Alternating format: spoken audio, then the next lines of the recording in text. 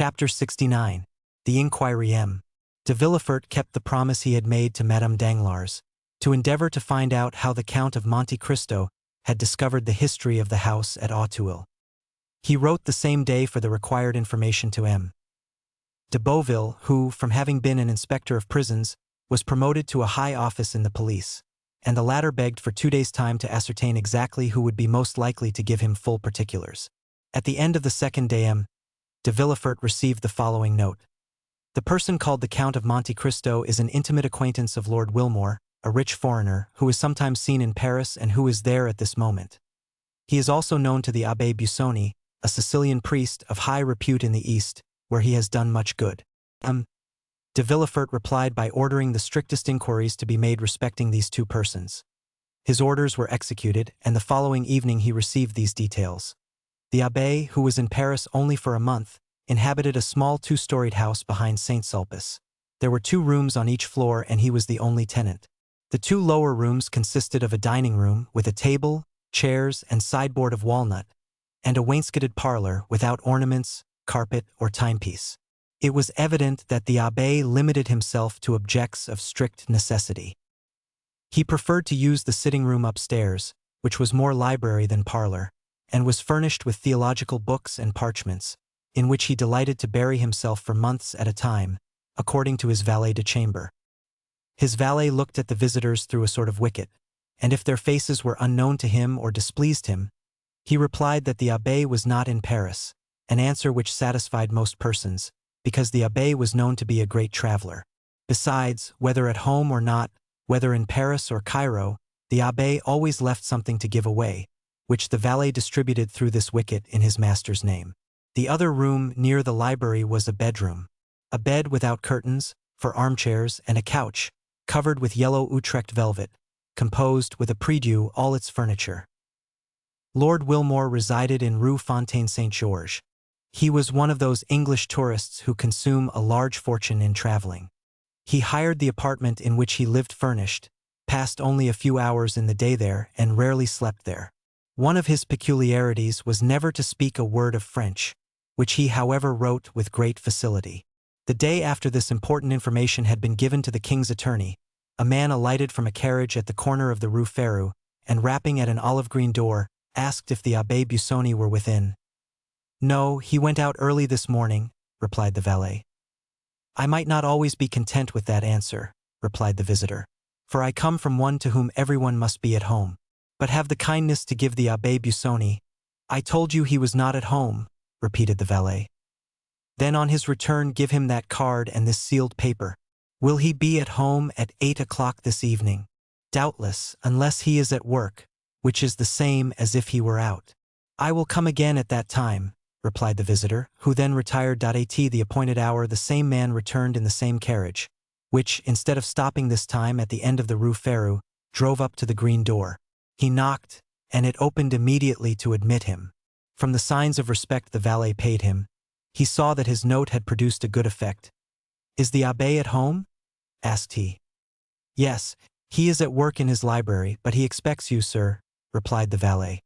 The stranger ascended a rough staircase, and before a table, illumined by a lamp whose light was concentrated by a large shade while the rest of the apartment was in partial darkness, he perceived the abbé in a monk's dress, with a cowl on his head such as was used by learned men of the Middle Ages. "Have I the honor of addressing the Abbé Busoni?" asked the visitor. "Yes, sir," replied the abbé. "And you are the person whom M. de Beauville, formerly an inspector of prisons, sends to me from the prefect of police?" "Exactly, sir." "One of the agents appointed to secure the safety of Paris?" "Yes, sir," replied the stranger with a slight hesitation, and blushing, the abbé replaced the large spectacles, which covered not only his eyes but his temples, and sitting down motioned to his visitor to do the same.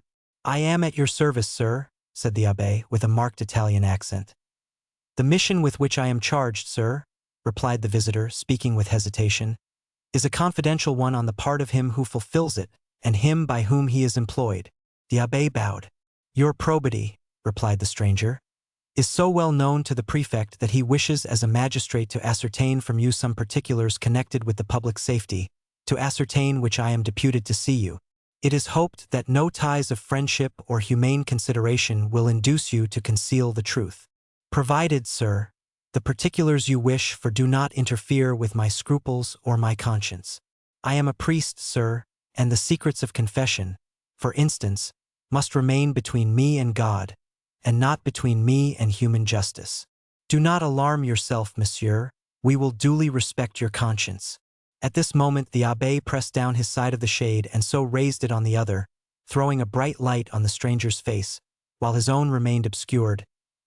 "Excuse me, abbé," said the envoy of the prefect of the police, "but the light tries my eyes very much." The abbé lowered the shade. "Now, sir, I am listening. Go on. I will come at once to the point. Do you know the Count of Monte Cristo? You mean Monsieur Zacone, I presume? Zacone? Is not his name Monte Cristo? Monte Cristo is the name of an estate, or, rather, of a rock, and not a family name. Well, be it so. Let us not dispute about words, and since M. de Monte Cristo and M. Zacone are the same, absolutely the same, let us speak of M. Zacone. Agreed. I asked you if you knew him? Extremely well. Who is he? The son of a rich shipbuilder in Malta. I know that is the report, but, as you are aware, the police does not content itself with vague reports. However, replied the abbé with an affable smile, when that report is in accordance with the truth, everybody must believe it, the police as well as all the rest. Are you sure of what you assert? What do you mean by that question? Understand, sir, I do not in the least suspect your veracity. I ask if you are certain of it? I knew his father, M. Zacone. Ah, indeed. And when a child I often played with the son in the timber yards. But whence does he derive the title of count? You are aware that may be bought. In Italy? Everywhere. And his immense riches, whence does he procure them? They may not be so very great. How much do you suppose he possesses? From 150 to 200,000 livres per annum. That is reasonable, said the visitor. I have heard he had 3 or 4 millions. 200,000 per annum would make 4 millions of capital. But I was told he had 4 millions per annum. That is not probable. Do you know this island of Monte Cristo? Certainly, everyone who has come from Palermo, Naples, or Rome to France by sea must know it, since he has passed close to it and must have seen it. I am told it is a delightful place. It is a rock. And why has the Count bought a rock? For the sake of being a count. In Italy one must have territorial possessions to be a count. You have, doubtless, heard the adventures of M. Zacone's youth? The father's? No, the son's. I know nothing certain. At that period of his life, I lost sight of my young comrade. Was he in the wars? I think he entered the service. In what branch? In the Navy. Are you not his confessor? No, sir. I believe he is a Lutheran. A Lutheran? I say, I believe such is the case, I do not affirm it. Besides, liberty of conscience is established in France. Doubtless, and we are not now inquiring into his creed, but his actions. In the name of the prefect of police, I ask you what you know of him. He passes for a very charitable man. Our Holy Father, the Pope, has made him a knight of Jesus Christ for the services he rendered to the Christians in the East. He has 5 or 6 rings as testimonials from Eastern monarchs of his services. Does he wear them? No, but he is proud of them. He is better pleased with rewards given to the benefactors of man than to his destroyers. He is a Quaker, then? Exactly, he is a Quaker, with the exception of the peculiar dress. Has he any friends? Yes. Everyone who knows him is his friend. But has he any enemies? One only. What is his name? Lord Wilmore. Where is he? He is in Paris just now. Can he give me any particulars? Important ones. He was in India with Zacone. Do you know his abode? It's somewhere in the Chaussée d'Antin. But I know neither the street nor the number. Are you at variance with the Englishman? I love Zacone and he hates him. We are consequently not friends. Do you think the Count of Monte Cristo had ever been in France before he made this visit to Paris? To that question I can answer positively. No, sir, he had not, because he applied to me 6 months ago for the particulars he required, and as I did not know when I might again come to Paris, I recommended M. Cavalcanti to him. Andrea. No, Bartolomeo, his father. Now, sir, I have but one question more to ask, and I charge you, in the name of honor, of humanity, and of religion, to answer me candidly. What is it, sir? Do you know with what design M. de Monte Cristo purchased a house at Auteuil? Certainly, for he told me. What is it, sir? To make a lunatic asylum of it, similar to that founded by the Count of Pisani at Palermo. Do you know about that institution? I have heard of it. It is a magnificent charity. Having said this, the abbé bowed to imply he wished to pursue his studies. The visitor either understood the abbé's meaning or had no more questions to ask. He arose, and the abbé accompanied him to the door. You are a great almsgiver, said the visitor, and although you are said to be rich, I will venture to offer you something for your poor people. Will you accept my offering? I thank you, sir. I am only jealous in one thing, and that is that the relief I give should be entirely from my own resources. However, my resolution, sir, is unchangeable, but you have only to search for yourself and you will find, alas, but too many objects upon whom to exercise your benevolence. The abbé once more bowed as he opened the door. The stranger bowed and took his leave, and the carriage conveyed him straight to the house of M. de Villefort. An hour afterwards the carriage was again ordered, and this time it went to the Rue Fontaine-Saint-Georges, and stopped at number 5, where Lord Wilmore lived. The stranger had written to Lord Wilmore, requesting an interview, which the latter had fixed for 10 o'clock. As the envoy of the prefect of police arrived 10 minutes before 10, he was told that Lord Wilmore, who was precision and punctuality personified, was not yet come in, but that he would be sure to return as the clock struck. The visitor was introduced into the drawing-room, which was like all other furnished drawing-rooms. A mantelpiece with 2 modern Sevres vases, a timepiece representing Cupid with his bent bow, a mirror with an engraving on each side, one representing Homer carrying his guide, the other, Belisarius begging, a grayish paper, red and black tapestry. Such was the appearance of Lord Wilmore's drawing-room that it was illuminated by lamps with ground-glass shades which gave only a feeble light, as if out of consideration for the envoy's weak sight. After 10 minutes' expectation the clock struck 10. At the 5th stroke the door opened and Lord Wilmore appeared. He was rather above the middle height, with thin reddish whiskers, light complexion and light hair, turning rather gray. He was dressed with all the English peculiarity, namely, in a blue coat with gilt buttons and high collar, in the fashion of 1811, a white kerseymere waistcoat and nankeen pantaloons 3 inches too short, but which were prevented by straps from slipping up to the knee. His first remark on entering was, "You know, sir, I do not speak French." "I know you do not like to converse in our language," replied the envoy. "But you may use it," replied Lord Wilmore. "I understand it. And I," replied the visitor, changing his idiom, "know enough of English to keep up the conversation. Do not put yourself to the slightest inconvenience." "Ah," said Lord Wilmore, with that tone which is only known to natives of Great Britain.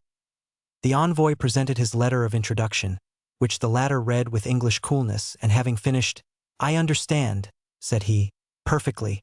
Then began the questions, which were similar to those which had been addressed to the Abbé Busoni. But as Lord Wilmore, in the character of the Count's enemy, was less restrained in his answers, they were more numerous. He described the youth of Monte Cristo, who he said, at 10 years of age, entered the service of one of the petty sovereigns of India who make war on the English. It was there Wilmore had first met him and fought against him, and in that war Zacone had been taken prisoner, sent to England, and consigned to the hulks, whence he had escaped by swimming. Then began his travels, his duels, his caprices. Then the insurrection in Greece broke out, and he had served in the Grecian ranks. While in that service he had discovered a silver mine in the mountains of Thessaly, but he had been careful to conceal it from everyone.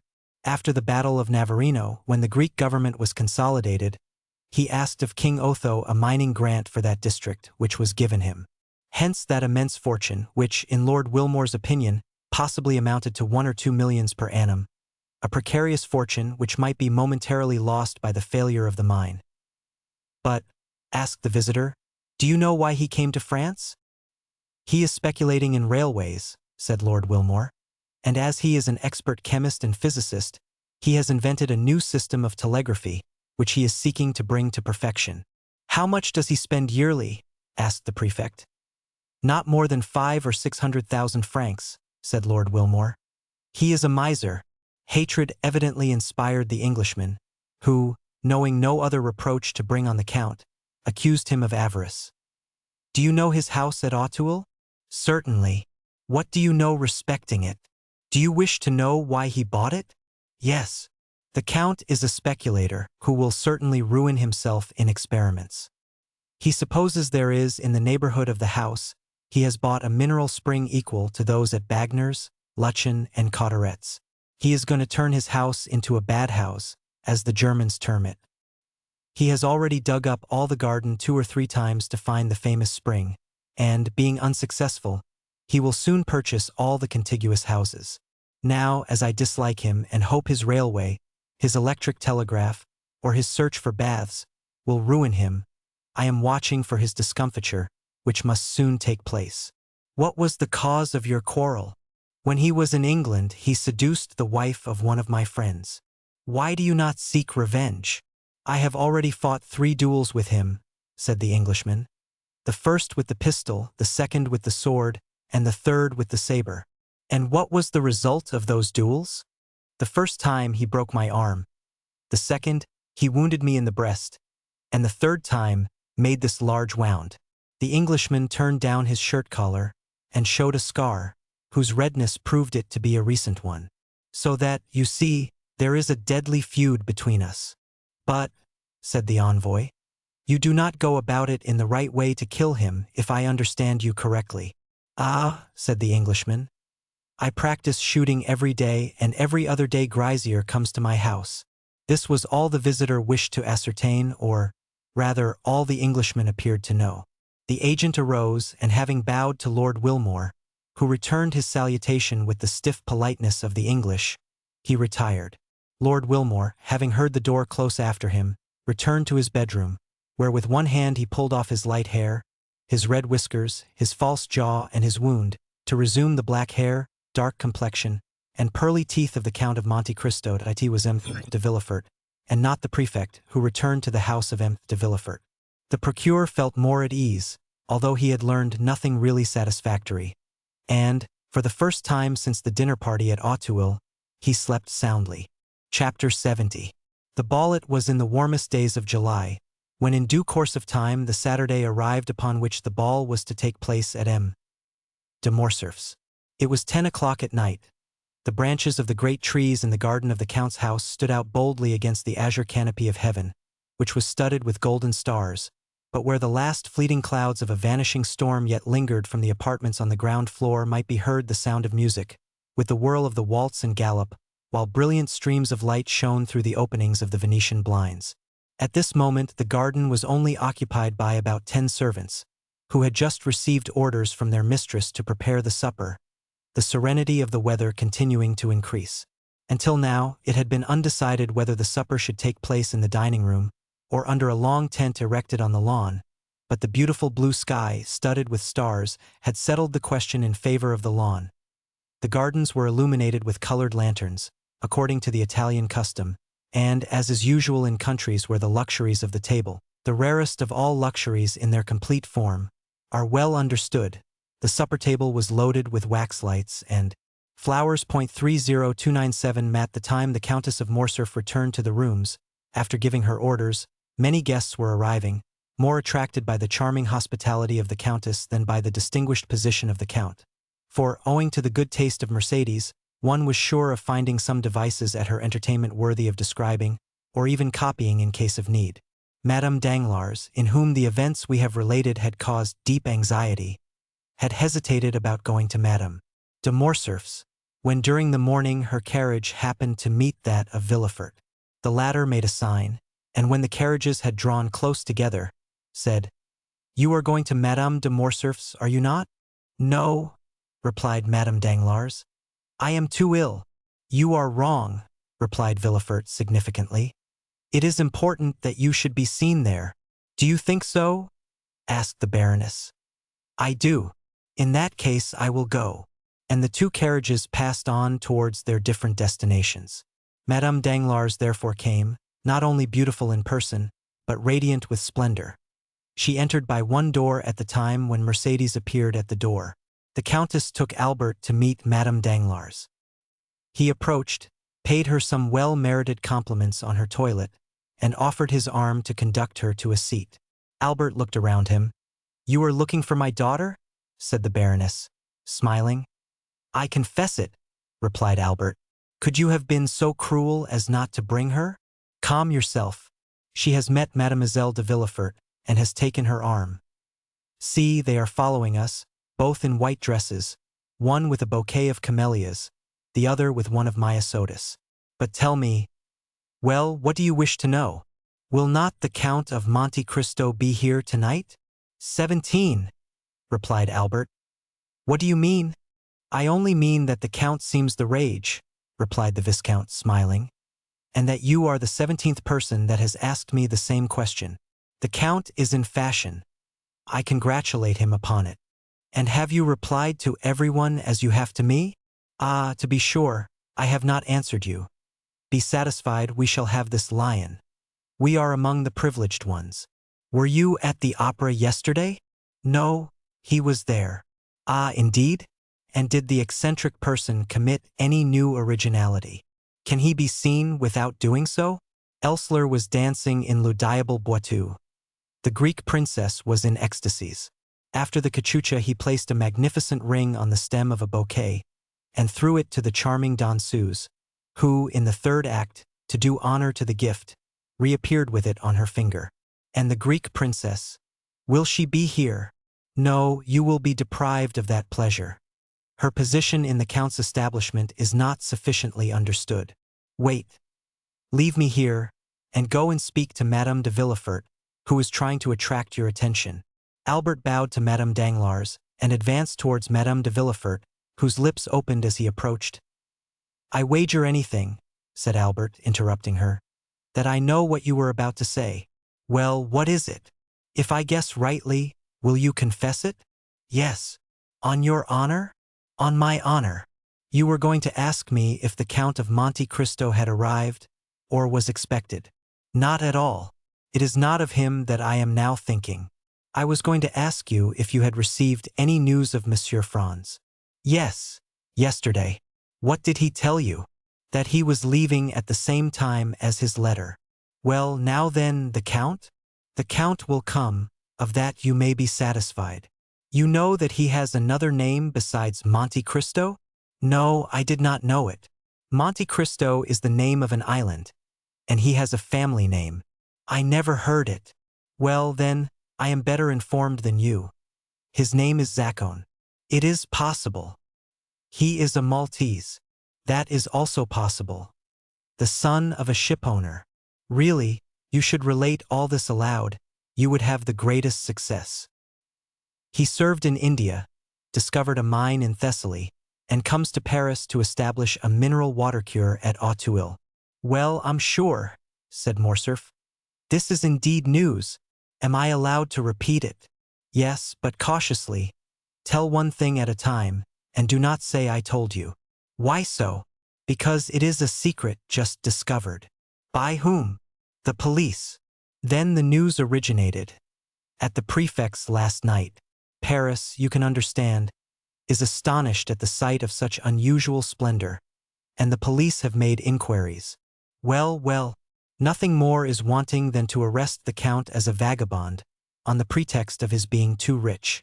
Indeed, that doubtless would have happened if his credentials had not been so favorable. Poor Count! And is he aware of the danger he has been in? I think not. Then it will be but charitable to inform him. When he arrives, I will not fail to do so." Just then, a handsome young man, with bright eyes, black hair, and glossy mustache, respectfully bowed to Madame de Villefort. Albert extended his hand. "Madame," said Albert, "allow me to present to you Maximilian Morel, captain of Spahis, one of our best and, above all, of our bravest officers. I have already had the pleasure of meeting this gentleman at Auteuil at the house of the Count of Monte Cristo," replied Madame de Villefort, turning away with marked coldness of manner. This answer, and especially the tone in which it was uttered, chilled the heart of poor Morel. But a recompense was in store for him. Turning around, he saw near the door a beautiful fair face, whose large blue eyes were, without any marked expression, fixed upon him, while the bouquet of myosotis was gently raised to her lips. The salutation was so well understood that Morel, with the same expression in his eyes, placed his handkerchief to his mouth. And these two living statues, whose hearts beat so violently under their marble aspect, separated from each other by the whole length of the room, forgot themselves for a moment, or rather forgot the world in their mutual contemplation. They might have remained much longer lost in one another, without anyone noticing their abstraction. The Count of Monte Cristo had just entered. We have already said that there was something in the Count which attracted universal attention wherever he appeared. It was not the coat, unexceptional in its cut, though simple and unornamented. It was not the plain white waistcoat. It was not the trousers that displayed the foot so perfectly formed. It was none of these things that attracted the attention. It was his pale complexion, his waving black hair, his calm and serene expression, his dark and melancholy eye, his mouth, chiseled with such marvelous delicacy, which so easily expressed such high disdain. These were what fixed the attention of all. Upon him, many men might have been handsomer, but certainly there could be none whose appearance was more significant, if the expression may be used. Everything about the Count seemed to have its meaning, for the constant habit of thought which he had acquired had given an ease and vigor to the expression of his face, and even to the most trifling gesture, scarcely to be understood. Yet the Parisian world is so strange, that even all this might not have won attention had there not been connected with it a mysterious story gilded by an immense fortune. Meanwhile he advanced through the assemblage of guests under a battery of curious glances towards Madame de Morcerf, who, standing before a mantelpiece ornamented with flowers, had seen his entrance in a looking-glass placed opposite the door, and was prepared to receive him. She turned towards him with a serene smile just at the moment he was bowing to her. No doubt she fancied the Count would speak to her, while on his side the Count thought she was about to address him. But both remained silent, and after a mere bow, Monte Cristo directed his steps to Albert, who received him cordially. "Have you seen my mother?" asked Albert. "I have just had the pleasure," replied the Count. "But I have not seen your father. See, he is down there, talking politics with that little group of great geniuses." "Indeed?" said Monte Cristo. "And so those gentlemen down there are men of great talent. I should not have guessed it. And for what kind of talent are they celebrated? You know there are different sorts. That tall, harsh-looking man is very learned. He discovered, in the neighborhood of Rome, a kind of lizard with a vertebra more than lizards usually have, and he immediately laid his discovery before the Institute. The thing was discussed for a long time but finally decided in his favor. I can assure you the vertebra made a great noise in the learned world, and the gentleman, who was only a knight of the Legion of Honor, was made an officer. "Come," said Monte Cristo. "This cross seems to me to be wisely awarded. I suppose, had he found another additional vertebra, they would have made him a commander." "Very likely," said Albert. "And who can that person be who has taken it into his head to wrap himself up in a blue coat embroidered with green?" "Oh, that coat is not his own idea. It is the Republic's, which deputed David XII to devise a uniform for the academicians." "Indeed?" said Monte Cristo. "So this gentleman is an academician? Within the last week he has been made one of the learned assembly. And what is his especial talent?" "His talent? I believe he thrusts pins through the heads of rabbits. He makes fowls eat madder, and punches the spinal marrow out of dogs with whalebone." "And he is made a member of the Academy of Sciences for this?" "No, of the French Academy." "But what has the French Academy to do with all this?" "I was going to tell you. It seems that his experiments have very considerably advanced the cause of science, doubtless. No, that his style of writing is very good. This must be very flattering to the feelings of the rabbits into whose heads he has thrust pins, to the fowls whose bones he has dyed red, and to the dogs whose spinal marrow he has punched out." Albert laughed. "And the other one?" demanded the Count. "That one? Yes, the third. The one in the dark blue coat? Yes. He is a colleague of the Count, and one of the most active opponents to the idea of providing the Chamber of Peers with a uniform. He was very successful upon that question. He stood badly with the liberal papers, but his noble opposition to the wishes of the court is now getting him into favor with the journalists. They talk of making him an ambassador. 30303M, and what are his claims to the peerage?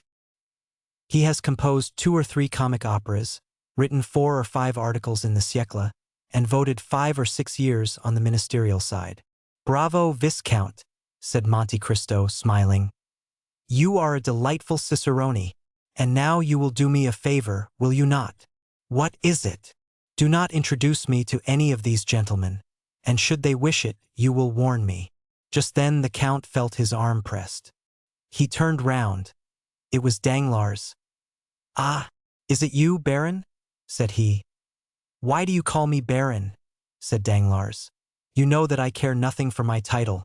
I am not like you, Viscount. You like your title, do you not? Certainly, replied Albert, seeing that without my title I should be nothing, while you, sacrificing the Baron, would still remain the millionaire. Which seems to me the finest title under the royalty of July, replied Danglars. Unfortunately, said Monte Cristo, one's title to a millionaire does not last for life, like that of Baron, Peer of France, or Academician. For example, the millionaires Frank and Pullman of Frankfurt who have just become bankrupts. Indeed? Said Danglars, becoming pale. Yes, I received the news this evening by a courier. I had about 1 million in their hands, but, warned in time, I withdrew it a month ago. Ah, mon Dieu! Exclaimed Danglars. They have drawn on me for 200,000 francs. Well, you can throw out the draft. Their signature is worth 5%. Yes, but it is too late, said Danglars. I have honored their bills. Then, said Monte Cristo, here are 200,000 francs gone after. Hush, do not mention these things, said Danglars. Then, approaching Monte Cristo, he added, especially before young M. Cavalcanti. After which he smiled and turned towards the young man in question. Albert had left the Count to speak to his mother, Danglars to converse with young Cavalcanti. Monte Cristo was for an instant alone. Meanwhile, the heat became excessive. The footmen were hastening through the rooms with waiters loaded with ices. Monte Cristo wiped the perspiration from his forehead, but drew back when the waiter was presented to him. He took no refreshment. Madame de Morcerf did not lose sight of Monte Cristo. She saw that he took nothing, and even noticed his gesture of refusal. Albert, she asked, did you notice that? What, mother? That the Count has never been willing to partake of food under the roof of M. de Morcerf. Yes, but then he breakfasted with me. Indeed, he made his first appearance in the world on that occasion. But your house is not M. de Morcerf's, murmured Mercédès, and since he has been here I have watched him. Well, he has taken nothing yet. The Count is very temperate. Mercédès smiled sadly. Approach him, said she, and when the next waiter passes, insist upon his taking something. But why, mother? Just to please me, Albert, said Mercédès. Albert kissed his mother's hand and drew near the Count. Another salver passed, loaded like the preceding ones. She saw Albert attempt to persuade the Count, but he obstinately refused. Albert rejoined his mother. She was very pale. Well, said she, you see he refuses? Yes. But why need this annoy you? You know, Albert, women are singular creatures. I should like to have seen the Count take something in my house, if only an ice.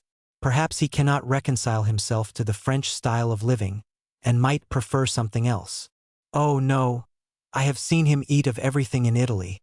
No doubt he does not feel inclined this evening. And besides, said the Countess, accustomed as he is to burning climates, possibly he does not feel the heat as we do. I do not think that, for he has complained of feeling almost suffocated, and asked why the Venetian blinds were not opened as well as the windows. In a word, said Mercédès, it was a way of assuring me that his abstinence was intended, and she left the room. A minute afterwards the blinds were thrown open, and through the jessamine and clematis that overhung the window one could see the garden ornamented with lanterns, and the supper laid under the tent. Dancers, players, talkers, all uttered an exclamation of joy. Everyone inhaled with delight the breeze that floated in. At the same time Mercédès reappeared, paler than before, but with that imperturbable expression of countenance which she sometimes wore. She went straight to the group of which her husband formed the center. "Do not detain those gentlemen here, Count," she said. "They would prefer, I should think, to breathe in the garden rather than suffocate here, since they are not playing." "Ah," said a gallant old general, who, in 1809, had sung part and pour la série, "we will not go alone to the garden." "Then," said Mercédès, "I will lead the way." Turning towards Monte Cristo, she added, "Count, will you oblige me with your arm?" The Count almost staggered at these simple words. Then he fixed his eyes on Mercédès. It was only a momentary glance, but it seemed to the Countess to have lasted for a century. So much was expressed in that one look. He offered his arm to the Countess. She took it, or rather just touched it with her little hand, and they together descended the steps, lined with rhododendrons and camellias. Behind them, by another outlet, a group of about 20 persons rushed into the garden with loud exclamations of delight. Meanwhile he advanced through the assemblage of guests under a battery of curious glances towards Madame de Morcerf, who, standing before a mantelpiece ornamented with flowers, had seen his entrance in a looking-glass placed opposite the door, and was prepared to receive him. She turned towards him with a serene smile just at the moment he was bowing to her. No doubt she fancied the Count would speak to her, while on his side the Count thought she was about to address him. But both remained silent, and after a mere bow, Monte Cristo directed his steps to Albert, who received him cordially. "Have you seen my mother?" asked Albert. "I have just had the pleasure," replied the Count, "but I have not seen your father. See, he is down there, talking politics with that little group of great geniuses." "Indeed?" said Monte Cristo. "And so those gentlemen down there are men of great talent. I should not have guessed it. And for what kind of talent are they celebrated? You know there are different sorts. That tall, harsh-looking man is very learned. He discovered, in the neighborhood of Rome, a kind of lizard with a vertebra more than lizards usually have, and he immediately laid his discovery before the Institute. The thing was discussed for a long time, but finally decided in his favor. I can assure you the vertebra made a great noise in the learned world, and the gentleman, who was only a knight of the Legion of Honor, was made an officer." "Come," said Monte Cristo. "This cross seems to me to be wisely awarded. I suppose, had he found another additional vertebra, they would have made him a commander." "Very likely," said Albert. "And who can that person be who has taken it into his head to wrap himself up in a blue coat embroidered with green? Oh, that coat is not his own idea. It is the Republic's, which deputed David XII to devise a uniform for the academicians." "Indeed?" said Monte Cristo. "So this gentleman is an academician? Within the last week he has been made one of the learned assembly. And what is his especial talent?" "His talent? I believe he thrusts pins through the heads of rabbits. He makes fowls eat madder, and punches the spinal marrow out of dogs with whalebone. And he is made a member of the Academy of Sciences for this?" "No, of the French Academy." "But what has the French Academy to do with all this?" "I was going to tell you.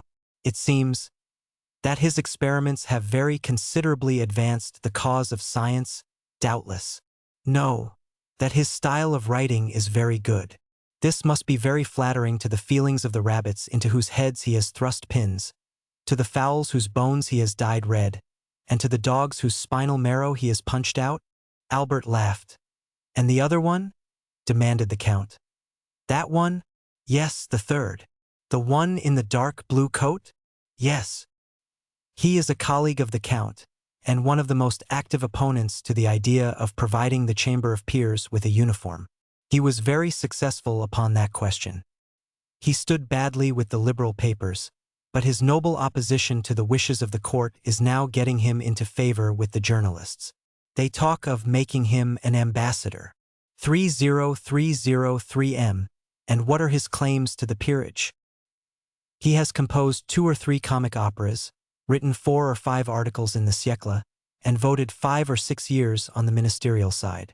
"Bravo, Viscount," said Monte Cristo, smiling. You are a delightful cicerone, and now you will do me a favor, will you not? What is it? Do not introduce me to any of these gentlemen, and should they wish it, you will warn me." Just then the Count felt his arm pressed. He turned round. It was Danglars. "Ah, is it you, Baron?" said he. "Why do you call me Baron?" said Danglars. "You know that I care nothing for my title. I am not like you, Viscount. You like your title, do you not?"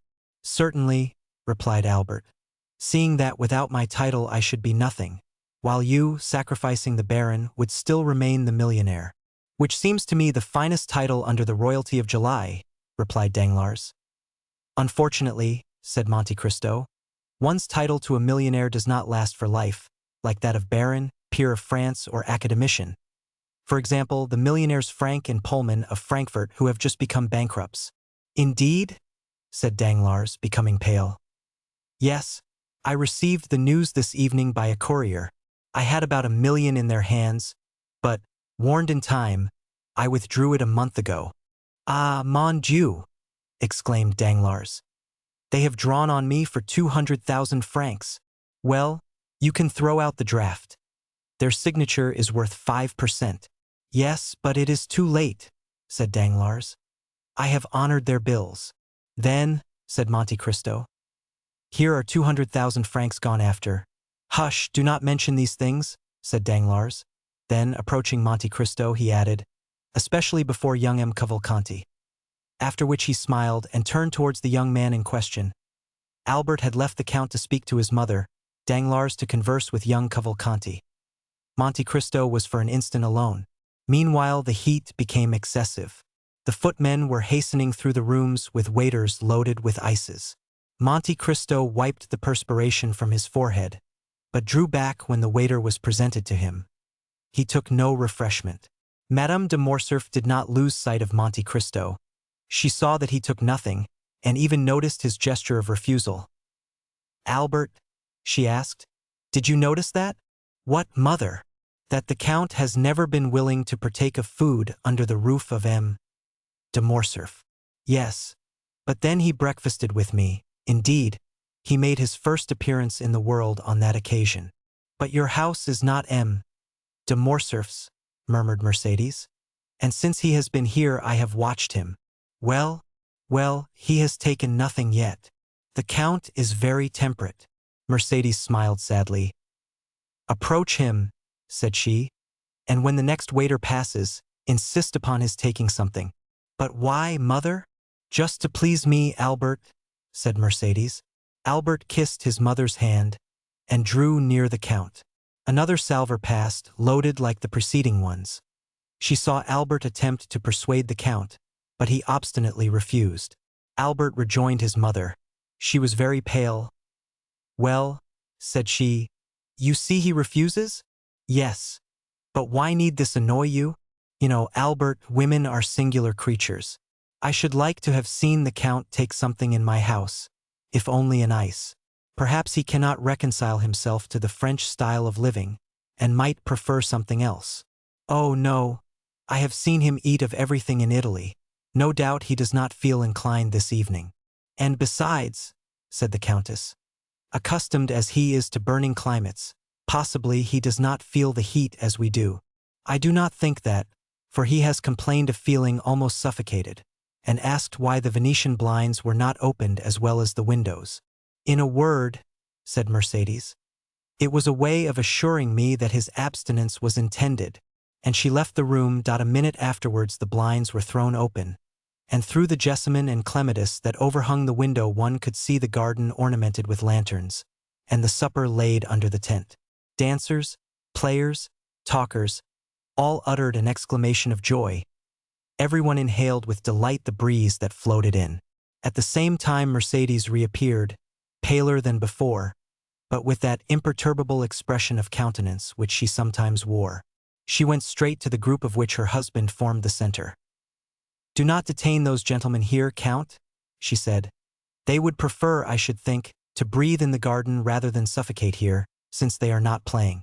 "Ah," said a gallant old general, who, in 1809, had sung part and pour la série, "we will not go alone to the garden.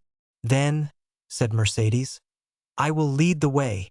Turning towards Monte Cristo, she added, "Count, will you oblige me with your arm?" The Count almost staggered at these simple words. Then he fixed his eyes on Mercédès. It was only a momentary glance, but it seemed to the Countess to have lasted for a century. So much was expressed in that one look. He offered his arm to the Countess. She took it, or rather just touched it with her little hand, and they together descended the steps, lined with rhododendrons and camellias. Behind them, by another outlet, a group of about 20 persons rushed into the garden with loud exclamations of delight. Chapter 71. Bread and salt. Madame de Morcerf entered an archway of trees with her companion. It led through a grove of lindens to a conservatory. "It was too warm in the room, was it not, Count?" she asked. "Yes, madame, and it was an excellent idea of yours to open the doors and the blinds." As he ceased speaking, the Count felt the hand of Mercédès tremble. "But you," he said, "with that light dress, and without anything to cover you but that gauze scarf, perhaps you feel cold? Do you know where I am leading you?" said the Countess, without replying to the question. "No, madame," replied Monte Cristo. "But you see I make no resistance. We are going to the greenhouse that you see at the other end of the grove." The Count looked at Mercédès as if to interrogate her, but she continued to walk on in silence, and he refrained from speaking. They reached the building, ornamented with magnificent fruits, which ripen at the beginning of July in the artificial temperature which takes the place of the sun, so frequently absent in our climate. The Countess left the arm of Monte Cristo and gathered a bunch of muscatel grapes. "See, Count," she said, with a smile so sad in its expression that one could almost detect the tears on her eyelids. "See, our French grapes are not to be compared, I know, with yours of Sicily and Cyprus, but you will make allowance for our northern sun." The Count bowed, but stepped back. "Do you refuse?" said Mercédès, in a tremulous voice. "Pray excuse me, madame," replied Monte Cristo, "but I never eat muscatel grapes." Mercédès let them fall and sighed. A magnificent peach was hanging against an adjoining wall, ripened by the same artificial heat. Mercédès drew near and plucked the fruit. "Take this peach, then," she said. The Count again refused. "What again?" she exclaimed, in so plaintive an accent that it seemed to stifle a sob. "Really, you pain me." A long silence followed. The peach, like the grapes, fell to the ground. "Count," added Mercédès with a supplicating glance, "there is a beautiful Arabian custom, which makes eternal friends of those who have together eaten bread and salt under the same roof." "I know it, madame," replied the Count. "But we are in France and not in Arabia, and in France eternal friendships are as rare as the custom of dividing bread and salt with one another." "But," said the Countess, breathlessly, with her eyes fixed on Monte Cristo, whose arm she convulsively pressed with both hands, "we are friends, are we not?" The Count became pale as death, the blood rushed to his heart, and then again rising, dyed his cheeks with crimson. His eyes swam like those of a man suddenly dazzled. "Certainly, we are friends," he replied. "Why should we not be?" The answer was so little like the one Mercédès desired, that she turned away to give vent to a sigh, which sounded more like a groan. "Thank you," she said, and they walked on again. They went the whole length of the garden without uttering a word. "Sir," suddenly exclaimed the Countess, after their walk had continued 10 minutes in silence, "is it true that you have seen so much, traveled so far, and suffered so deeply?" "I have suffered deeply, madame," answered Monte Cristo. "But now you are happy?" "Doubtless," replied the Count, "since no one hears me complain." "And your present happiness, has it softened your heart?" "My present happiness equals my past misery," said the Count. "Are you not married?" asked the Countess. "I married?" exclaimed Monte Cristo, shuddering. "Who could have told you so?" "No one told me you were, but you have frequently been seen at the opera with a young and lovely woman. She is a slave whom I bought at Constantinople, madame, the daughter of a prince. I have adopted her as my daughter, having no one else to love in the world." "You live alone, then?" "I do." "You have no sister, no son, no father?" "I have no one." How can you exist thus without anyone to attach you to life? It is not my fault, madam. At Malta I loved a young girl, was on the point of marrying her, when war came and carried me away. I thought she loved me well enough to wait for me, and even to remain faithful to my memory. When I returned she was married. This is the history of most men who have passed 20 years of age. Perhaps my heart was weaker than the hearts of most men, and I suffered more than they would have done in my place. That is all. The Countess stopped for a moment, as if gasping for breath. Yes, she said. And you have still preserved this love in your heart. One can only love once. And did you ever see her again? 30309 Never. Never. I never returned to the country where she lived. To Malta. Yes, Malta.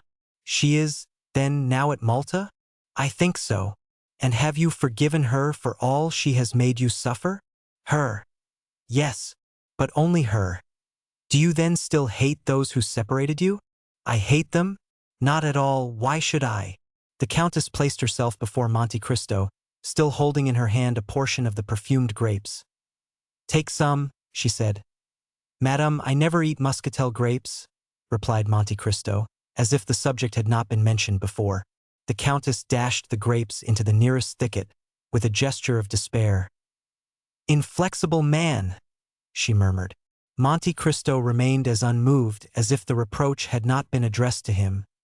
Albert at this moment ran in. "Oh, mother," he exclaimed, "such a misfortune has happened." What has happened?" asked the Countess, as though awakening from a sleep to the realities of life. "Did you say a misfortune? Indeed, I should expect misfortunes. M. de Villefort is here." "Well?" "He comes to fetch his wife and daughter." "Why so?" "Because Madame de Saint-Méran is just arrived in Paris, bringing the news of M. de Saint-Méran's death, which took place on the first stage after he left Marseilles." Madame de Villefort, who was in very good spirits, would neither believe nor think of the misfortune, but Mademoiselle Valentine, at the first words, guessed the whole truth, notwithstanding all the precautions of her father. The blow struck her like a thunderbolt, and she fell senseless. "And how was M. de Saint-Méran related to Mademoiselle de Villefort?" said the Count. "He was her grandfather on the mother's side. He was coming here to hasten her marriage with Franz." "Ah, indeed! So Franz must wait. Why was not M. de Saint-Méran also grandfather to Mademoiselle Danglars?" Albert, said Madame de Morcerf in a tone of mild reproof. "What are you saying? Ah, Count, he esteems you so highly. Tell him that he has spoken amiss." And she took 2 or 3 steps forward. Monte Cristo watched her with an air so thoughtful, and so full of affectionate admiration, that she turned back and grasped his hand. At the same time she seized that of her son, and joined them together. "We are friends, are we not?" she asked. "Oh, madam, I do not presume to call myself your friend, but at all times I am your most respectful servant." The Countess left with an indescribable pang in her heart, and before she had taken 10 steps the Count saw her raise her handkerchief to her eyes.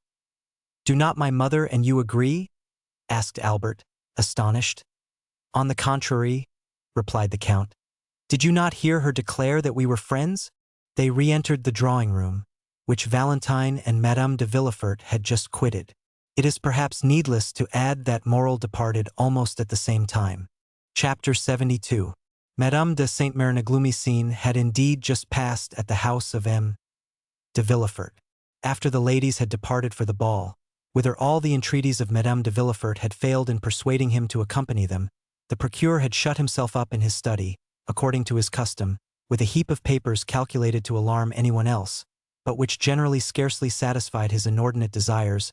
But this time the papers were a mere matter of form. Villefort had secluded himself, not to study, but to reflect. And with the door locked and orders given that he should not be disturbed excepting for important business, he sat down in his armchair and began to ponder over the events, the remembrance of which had during the last 8 days filled his mind with so many gloomy thoughts and bitter recollections. Then, instead of plunging into the mass of documents piled before him, he opened the drawer of his desk, touched a spring, and drew out a parcel of cherished memoranda, amongst which he had carefully arranged, in characters only known to himself, the names of all those who, either in his political career, in money matters at the bar, or in his mysterious love affairs, had become his enemies. Their number was formidable, now that he had begun to fear, and yet these names, powerful though they were, had often caused him to smile with the same kind of satisfaction experienced by a traveler who from the summit of a mountain beholds, at his feet, the craggy eminences, the almost impassable paths, and the fearful chasms, through which he has so perilously climbed. When he had run over all these names in his memory, again read and studied them, commenting meanwhile upon his lists, he shook his head. "No," he murmured. "None of my enemies would have waited so patiently and laboriously for so long a space of time, that they might now come and crush me with this secret. Sometimes, as Hamlet says, foul deeds will rise, though all the earth o'erwhelm them to men's eyes. But, like a phosphoric light, they rise but to mislead." The story has been told by the Corsican to some priest, who in his turn has repeated it. De Monte Cristo may have heard it and to enlighten himself, but why should he wish to enlighten himself upon the subject? Asked Villefort after a moment's reflection. What interest can this de Monte Cristo or Zacone, son of a shipowner of Malta, discoverer of a mine in Thessaly, now visiting Paris for the first time, what interest, I say, can he take in discovering a gloomy, mysterious, and useless fact like this? However, among all the incoherent details given to me by the Abbé Busoni and by Lord Wilmore, by that friend and that enemy, one thing appears certain and clear in my opinion, that in no period, in no case, in no circumstance, could there have been any contact between him and me. But Villefort uttered words which even he himself did not believe. He dreaded not so much the revelation, for he could reply to or deny its truth. He cared little for that mean tekel up parson, which appeared suddenly in letters of blood upon the wall. But what he was really anxious for was to discover whose hand had traced them, while he was endeavoring to calm his fears, and instead of dwelling upon the political future that had so often been the subject of his ambitious dreams, was imagining a future limited to the enjoyments of home, in fear of awakening the enemy that had so long slept. The noise of a carriage sounded in the yard, then he heard the steps of an aged person ascending the stairs, followed by tears and lamentations, such as servants always give vent to when they wish to appear interested in their master's grief. That he drew back the bolt of his door, and almost directly an old lady entered, unannounced, carrying her shawl on her arm, and her bonnet in her hand. The white hair was thrown back from her yellow forehead, and her eyes, already sunken by the furrows of age, now almost disappeared beneath the eyelids swollen with grief. "Oh, sir," she said. "Oh, sir, what a misfortune! I shall die of it. Oh, yes, I shall certainly die of it." And then, falling upon the chair nearest the door, she burst into a paroxysm of sobs.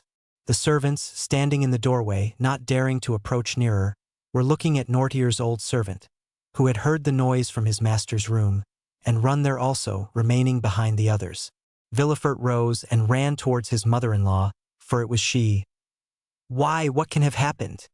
he exclaimed. "What has thus disturbed you? Is M. de Saint-Méran with you?" "M. de Saint-Méran is dead," answered the old Marchioness, without preface and without expression. She appeared to be stupefied. Villefort drew back, and clasping his hands together, exclaimed, "Dead? So suddenly?" "A week ago," continued Madame de Saint-Méran. "We went out together in the carriage after dinner. M. de Saint-Méran had been unwell for some days. Still, the idea of seeing our dear Valentine again inspired him with courage, and notwithstanding his illness he would leave. At 6 leagues from Marseilles, after having eaten some of the lozenges he is accustomed to take, he fell into such a deep sleep that it appeared to me unnatural. Still I hesitated to wake him, although I fancied that his face was flushed, and that the veins of his temples throbbed more violently than usual. However, as it became dark, and I could no longer see, I fell asleep. I was soon aroused by a piercing shriek, as from a person suffering in his dreams, and he suddenly threw his head back violently. I called the valet, I stopped the postilion, I spoke to M. de Saint-Méran, I applied my smelling salts. But all was over, and I arrived at Aix by the side of a corpse. Villefort stood with his mouth half open, quite stupefied. Of course you sent for a doctor? Immediately. But, as I have told you, it was too late. Yes. But then he could tell of what complaint the poor Marquis had died. Oh, yes, sir, he told me. It appears to have been an apoplectic stroke. And what did you do then? M. de Saint-Méran had always expressed a desire, in case his death happened during his absence from Paris, that his body might be brought to the family vault. I had him put into a leaden coffin, and I am preceding him by a few days. Oh, my poor mother, said Villefort. To have such duties to perform at your age after such a blow. God has supported me through all. And then, my dear Marquis, he would certainly have done everything for me that I performed for him. It is true that since I left him, I seem to have lost my senses. I cannot cry. At my age they say that we have no more tears. Still I think that when one is in trouble one should have the power of weeping. Where is Valentine, sir? It is on her account I am here. I wish to see Valentine. 30315 M. Villefort thought it would be terrible to reply that Valentine was at a ball. So he only said that she had gone out with her stepmother, and that she should be fetched. This instant, sir. This instant, I beseech you, said the old lady. Villefort placed the arm of Madame de Saint-Méran within his own, and conducted her to his apartment. Rest yourself, mother, he said. The Marchioness raised her head at this word, and beholding the man who so forcibly reminded her of her deeply regretted child, who still lived for her in Valentine, she felt touched at the name of mother, and bursting into tears, she fell on her knees before an armchair, where she buried her venerable head. Villefort left her to the care of the women, while old Berois ran, half scared, to his master. For nothing frightens old people so much as when death relaxes its vigilance over them for a moment in order to strike some other old person. Then, while Madame de Saint-Méran remained on her knees, praying fervently, Villefort sent for a cab, and went himself to fetch his wife and daughter from Madame de Morcerf's. He was so pale when he appeared at the door of the ballroom, that Valentine ran to him, saying, "Oh, father, some misfortune has happened. Your grandmamma has just arrived, Valentine," said M. de Villefort. "And grandpapa?" inquired the young girl, trembling with apprehension. M. de Villefort only replied by offering his arm to his daughter. It was just in time, for Valentine's head swam, and she staggered. Madame de Villefort instantly hastened to her assistance, and aided her husband in dragging her to the carriage, saying, "What a singular event! Who could have thought it? Ah, yes, it is indeed strange." And the wretched family departed, leaving a cloud of sadness hanging over the rest of the evening. At the foot of the stairs, Valentine found Berois awaiting her. "M. Noirtier wishes to see you tonight," he said in an undertone. "Tell him I will come when I leave my dear grandmamma," she replied, feeling, with true delicacy, that the person to whom she could be of the most service just then was Madame de Saint-Méran. Valentine found her grandmother in bed. Silent caresses, heart-wrung sobs, broken sighs, burning tears were all that passed in this sad interview, while Madame de Villefort, leaning on her husband's arm, maintained all outward forms of respect, at least towards the poor widow. She soon whispered to her husband, "I think it would be better for me to retire, with your permission, for the sight of me appears still to afflict your mother-in-law." Madame de Saint-Méran heard her. "Yes, yes," she said softly to Valentine. "Let her leave. But do you stay." Madame de Villefort left, and Valentine remained alone beside the bed, for the procureur, overcome with astonishment at the unexpected death, had followed his wife. Meanwhile, Berois had returned for the first time to old Noirtier, who, having heard the noise in the house, had, as we have said, sent his old servant to inquire the cause. On his return, his quick intelligent eye interrogated the messenger. "Alas, sir," exclaimed Berois, "a great misfortune has happened.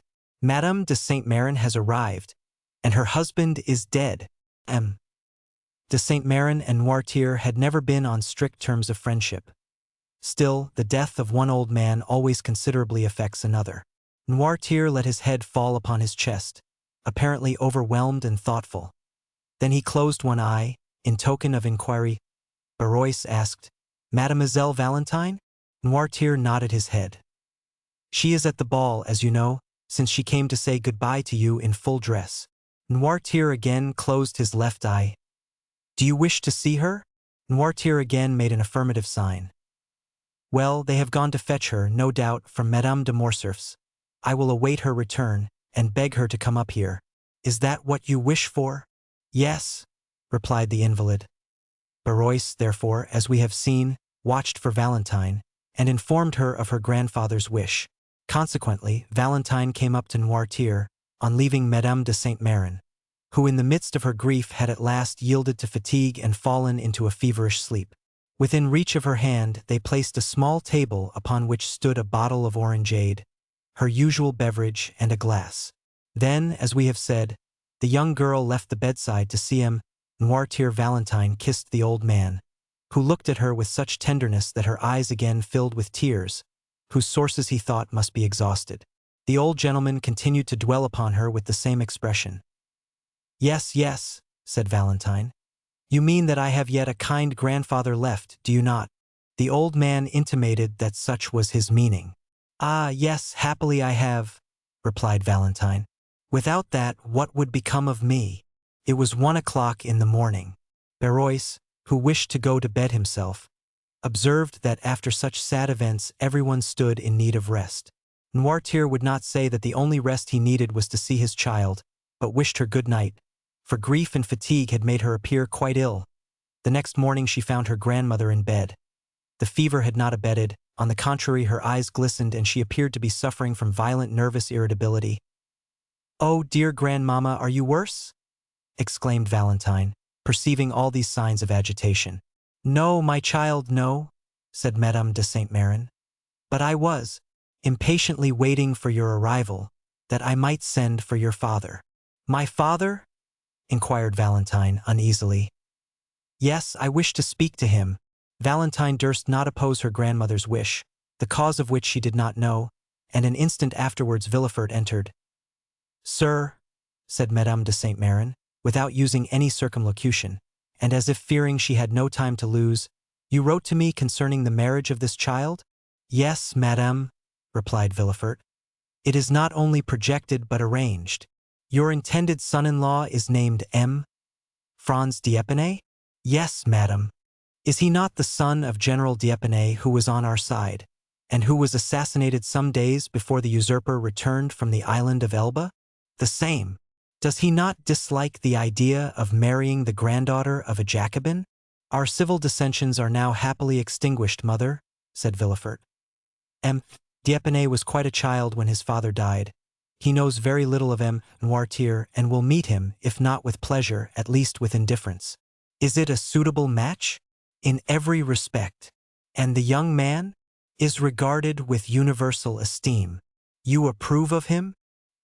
"He is one of the most well-bred young men I know."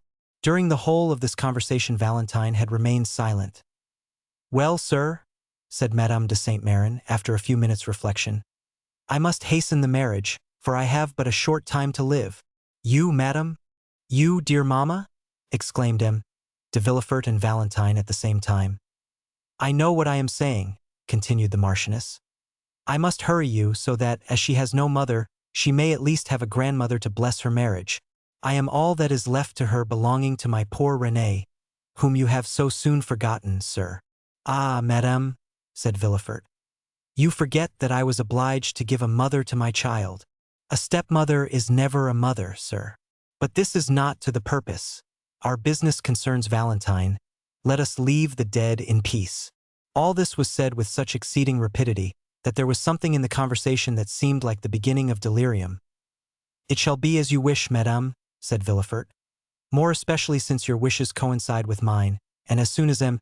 d'Épinay arrives in Paris—" 30319 M. "My dear grandmother," interrupted Valentine, "consider decorum, the recent death.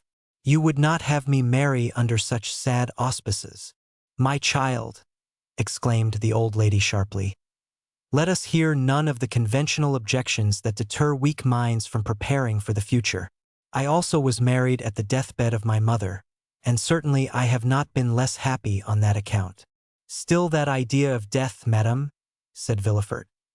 "Still? Always. I tell you I am going to die. Do you understand? Well, before dying, I wish to see my son-in-law.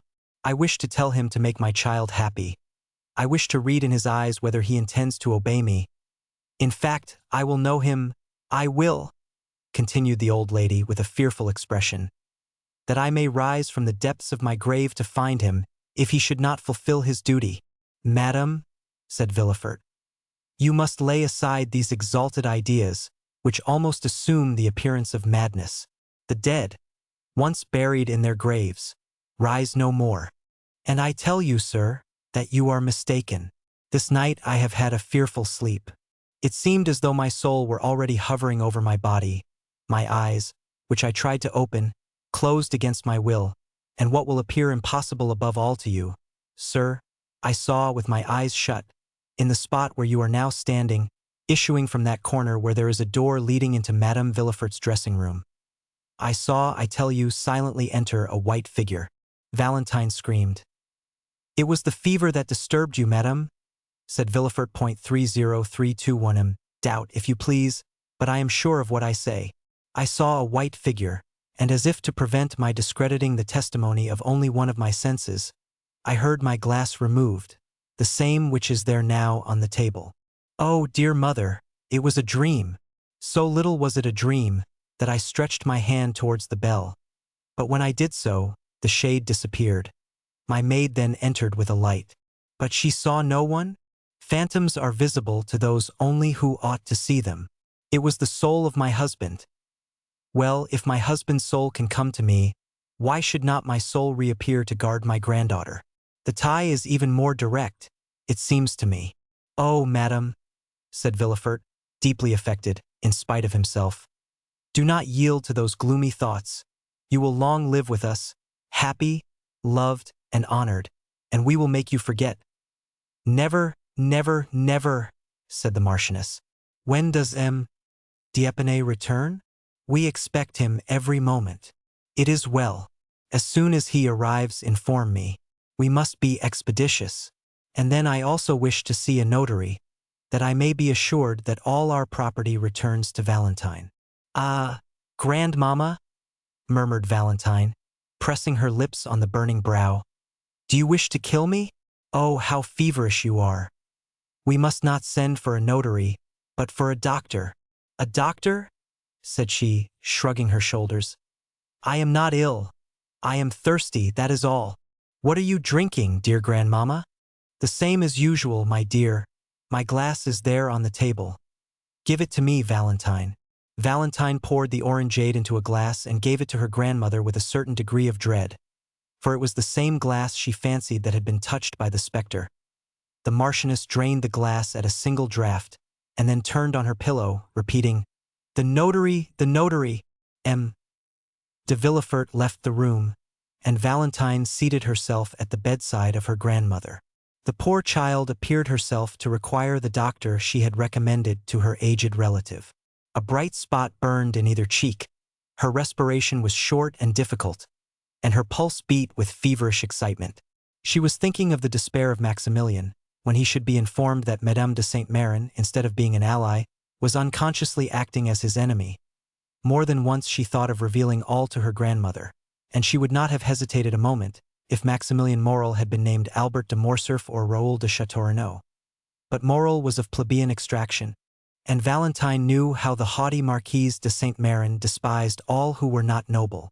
Her secret had each time been repressed when she was about to reveal it, by the sad conviction that it would be useless to do so. For, were it once discovered by her father and mother, all would be lost. 2 hours passed thus. Madame de Saint-Méran was in a feverish sleep, and the notary had arrived. Though his coming was announced in a very low tone, Madame de Saint-Méran arose from her pillow. The notary, she exclaimed. Let him come in. The notary, who was at the door, immediately entered. Go, Valentine, said Madame de Saint-Méran, and leave me with this gentleman. But, grandmamma, leave me go. The young girl kissed her grandmother, and left with her handkerchief to her eyes. At the door she found the valet de chambre, who told her that the doctor was waiting in the dining room. Valentine instantly ran down. The doctor was a friend of the family, and at the same time one of the cleverest men of the day, and very fond of Valentine, whose birth he had witnessed.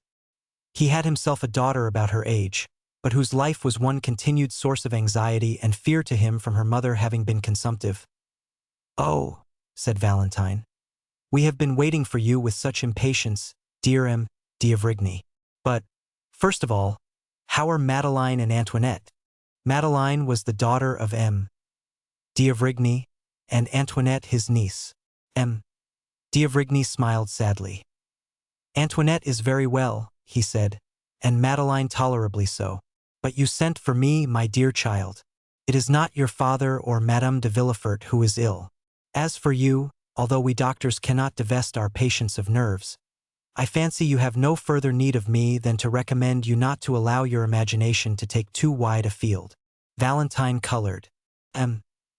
d'Avrigny carried the science of divination almost to a miraculous extent, for he was one of the physicians who always work upon the body through the mind. "No," she replied. "It is for my poor grandmother. You know the calamity that has happened to us, do you not?" "I know nothing," said M. d'Avrigny. "Alas," said Valentine, restraining her tears, "my grandfather is dead." "M. de Saint-Méran?" "Yes, suddenly, from an apoplectic stroke." "An apoplectic stroke?" repeated the doctor. "Yes, and my poor grandmother fancies that her husband, whom she never left, has called her, and that she must go and join him. Oh, M.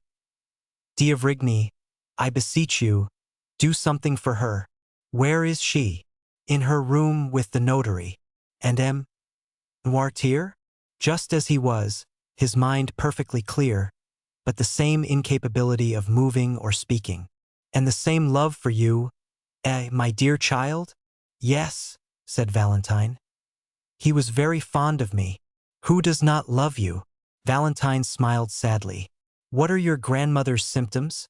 "An extreme nervous excitement and a strangely agitated sleep. She fancied this morning in her sleep that her soul was hovering above her body, which she at the same time watched. It must have been delirium. She fancies, too, that she saw a phantom enter her chamber and even heard the noise it made on touching her glass." "It is singular," said the doctor. "I was not aware that Madame de Saint-Méran was subject to such hallucinations. It is the first time I ever saw her in this condition," said Valentine. "And this morning she frightened me so that I thought her mad, and my father, who you know is a strong-minded man, himself appeared deeply impressed." "We will go and see," said the doctor. "What you tell me seems very strange." The notary here descended, and Valentine was informed that her grandmother was alone. "Go upstairs," she said to the doctor. "And you?" "Oh, I dare not. She forbade my sending for you, and, as you say, I am myself agitated, feverish, and out of sorts. I will go and take a turn in the garden to recover myself." The doctor pressed Valentine's hand, and while he visited her grandmother, she descended the steps. We need not say which portion of the garden was her favorite walk. After remaining for a short time in the parterre surrounding the house, and gathering a rose to place in her waist or hair, she turned into the dark avenue which led to the bench. Then from the bench she went to the gate. As usual, Valentine strolled for a short time among her flowers, but without gathering them. The mourning in her heart forbade her assuming this simple ornament, though she had not yet had time to put on the outward semblance of woe. She then turned towards the avenue. As she advanced, she fancied she heard a voice speaking her name. She stopped astonished. Then the voice reached her ear more distinctly, and she recognized it to be that of Maximilian. Villefort fell, rather than seated himself. The doctor stood before him, with one hand placed on his shoulder. Morrel, horrified, supported his head with one hand, and with the other pressed his heart, lest its beatings should be heard. "Dead, dead," repeated he within himself, and he felt as if he were also dying. "Speak, doctor." "I am listening," said Villefort. "Strike. I am prepared for everything." Madame de Saint-Méran was, doubtless, advancing in years, but she enjoyed excellent health. Morrel began again to breathe freely, which he had not done during the last 10 minutes. "Grief has consumed her," said Villefort. "Yes, grief, doctor, after living 40 years with the Marquis." "It is not grief, my dear Villefort," said the doctor. "Grief may kill, although it rarely does, and never in a day, Never in an hour, never in 10 minutes.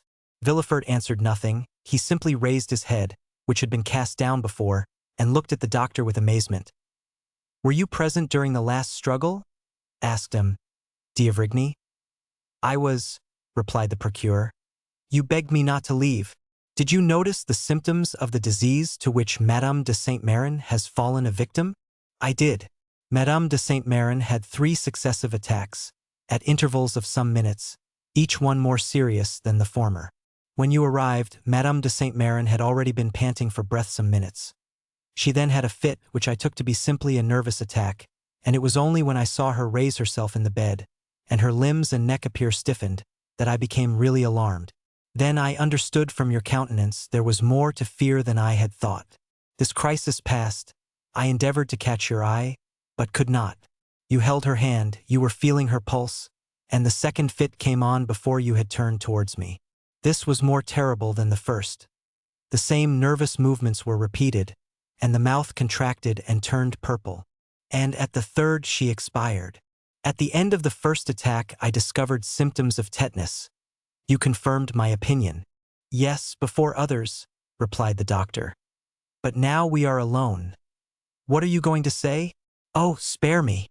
That the symptoms of tetanus and poisoning by vegetable substances are the same. M. de Villefort started from his seat. Then in a moment fell down again, silent and motionless. Morrel knew not if he were dreaming or awake. Listen, said the doctor. I know the full importance of the statement I have just made, and the disposition of the man to whom I have made it. Do you speak to me as a magistrate or as a friend? Asked Villefort. As a friend, and only as a friend at this moment.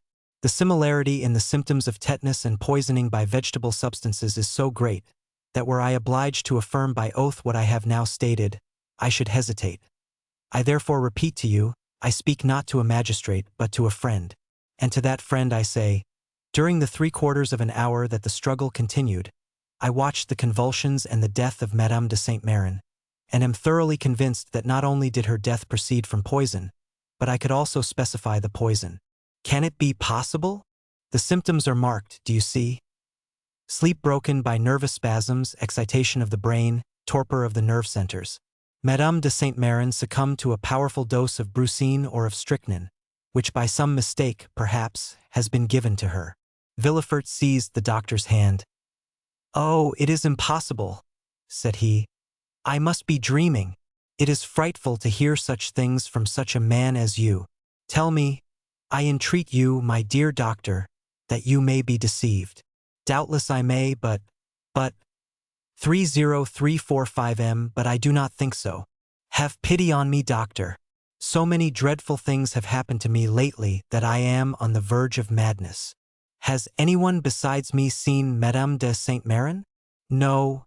Has anything been sent for from a chemist's that I have not examined? Nothing. Had Madame de Saint-Méran any enemies? Not to my knowledge. Would her death affect anyone's interest? It could not indeed. My daughter is her only heiress, Valentine alone. Oh, if such a thought could present itself, I would stab myself to punish my heart for having for one instant harbored it. Indeed, my dear friend, said M. d'Avrigny, I would not accuse anyone. I speak only of an accident, you understand, of a mistake. But whether accident or mistake, the fact is there. It is on my conscience and compels me to speak aloud to you. Make inquiry. Of whom? How? Of what? May not Barrois, the old servant, have made a mistake, and have given Madame de Saint-Méran a dose prepared for his master? For my father? Yes. But how could a dose prepared for M. Noirtier poison Madame de Saint-Méran? Nothing is more simple. You know poisons become remedies in certain diseases, of which paralysis is one. For instance, having tried every other remedy to restore movement and speech to M. Noirtier, I resolved to try one last means, and for 3 months I have been giving him brucine, so that in the last dose I ordered for him there were 6 grains. This quantity, which is perfectly safe to administer to the paralyzed frame of M. Noirtier, which has become gradually accustomed to it, would be sufficient to kill another person. My dear doctor, there is no communication between M. Noirtier's apartment and that of Madame de Saint-Méran, and Barrois never entered my mother-in-law's room. In short, doctor, although I know you to be the most conscientious man in the world, and although I place the utmost reliance in you, I want, notwithstanding my conviction, to believe this axiom errare humanum est. Is there one of my brethren in whom you have equal confidence with myself? Why do you ask me that? What do you wish? Send for him. I will tell him what I have seen, and we will consult together and examine the body. And you will find traces of poison? No, I did not say of poison, but we can prove what was the state of the body. We shall discover the cause of her sudden death, and we shall say, Dear Villefort, if this thing has been caused by negligence, watch over your servants. If from hatred, watch your enemies. What do you propose to me, D'Avrigny? Said Villefort in despair. So soon as another is admitted into our secret, an inquest will become necessary, and an inquest in my house impossible. Still, continued the procureur, looking at the doctor with uneasiness, if you wish it, if you demand it, why then it shall be done. But, doctor, you see me already so grieved. How can I introduce into my house so much scandal? After so much sorrow? My wife and my daughter would die of it. And I, doctor, you know a man does not arrive at the post I occupy. One has not been king's attorney 25 years without having amassed a tolerable number of enemies. Mine are numerous. Let this affair be talked of, it will be a triumph for them, which will make them rejoice, and cover me with shame. Pardon me, doctor, these worldly ideas. Were you a priest I should not dare tell you that, but you are a man and you know mankind. Doctor, pray recall your words. You have said nothing, have you? My dear M. de Villefort, replied the doctor. My first duty is to humanity. I would have saved Madame de Saint-Méran, if science could have done it. But she is dead and my duty regards the living. Let us bury this terrible secret in the deepest recesses of our hearts. I am willing, if anyone should suspect this, that my silence on the subject should be imputed to my ignorance. Meanwhile, sir, watch always, watch carefully, for perhaps the evil may not stop here. And when you have found the culprit, if you find him, I will say to you, you are a magistrate, do as you will. I thank you, doctor, said Villefort with indescribable joy. I never had a better friend than you. And, as if he feared Dr. D'Avrigny would recall his promise, he hurried him towards the house. When they were gone, Morrel ventured out from under the trees, and the moon shone upon his face, which was so pale it might have been taken for that of a ghost. I am manifestly protected in a most wonderful, but most terrible manner, said he. But Valentine, poor girl, how will she bear so much sorrow? As he thought thus, he looked alternately at the window with red curtains and the 3 windows with white curtains. The light had almost disappeared from the former. Doubtless Madame de Villefort had just put out her lamp, and the night lamp alone reflected its dull light on the window. At the extremity of the building, on the contrary, he saw one of the 3 windows open. A wax light placed on the mantelpiece threw some of its pale rays without, and a shadow was seen for one moment on the balcony. Morrel shuddered. He thought he heard It cannot be wondered at that his mind, generally so courageous, but now disturbed by the 2 strongest human passions, love and fear, was weakened even to the indulgence of superstitious thoughts. Chapter 73. The promise. It was indeed Maximilien Morrel, who had passed a wretched existence since the previous day.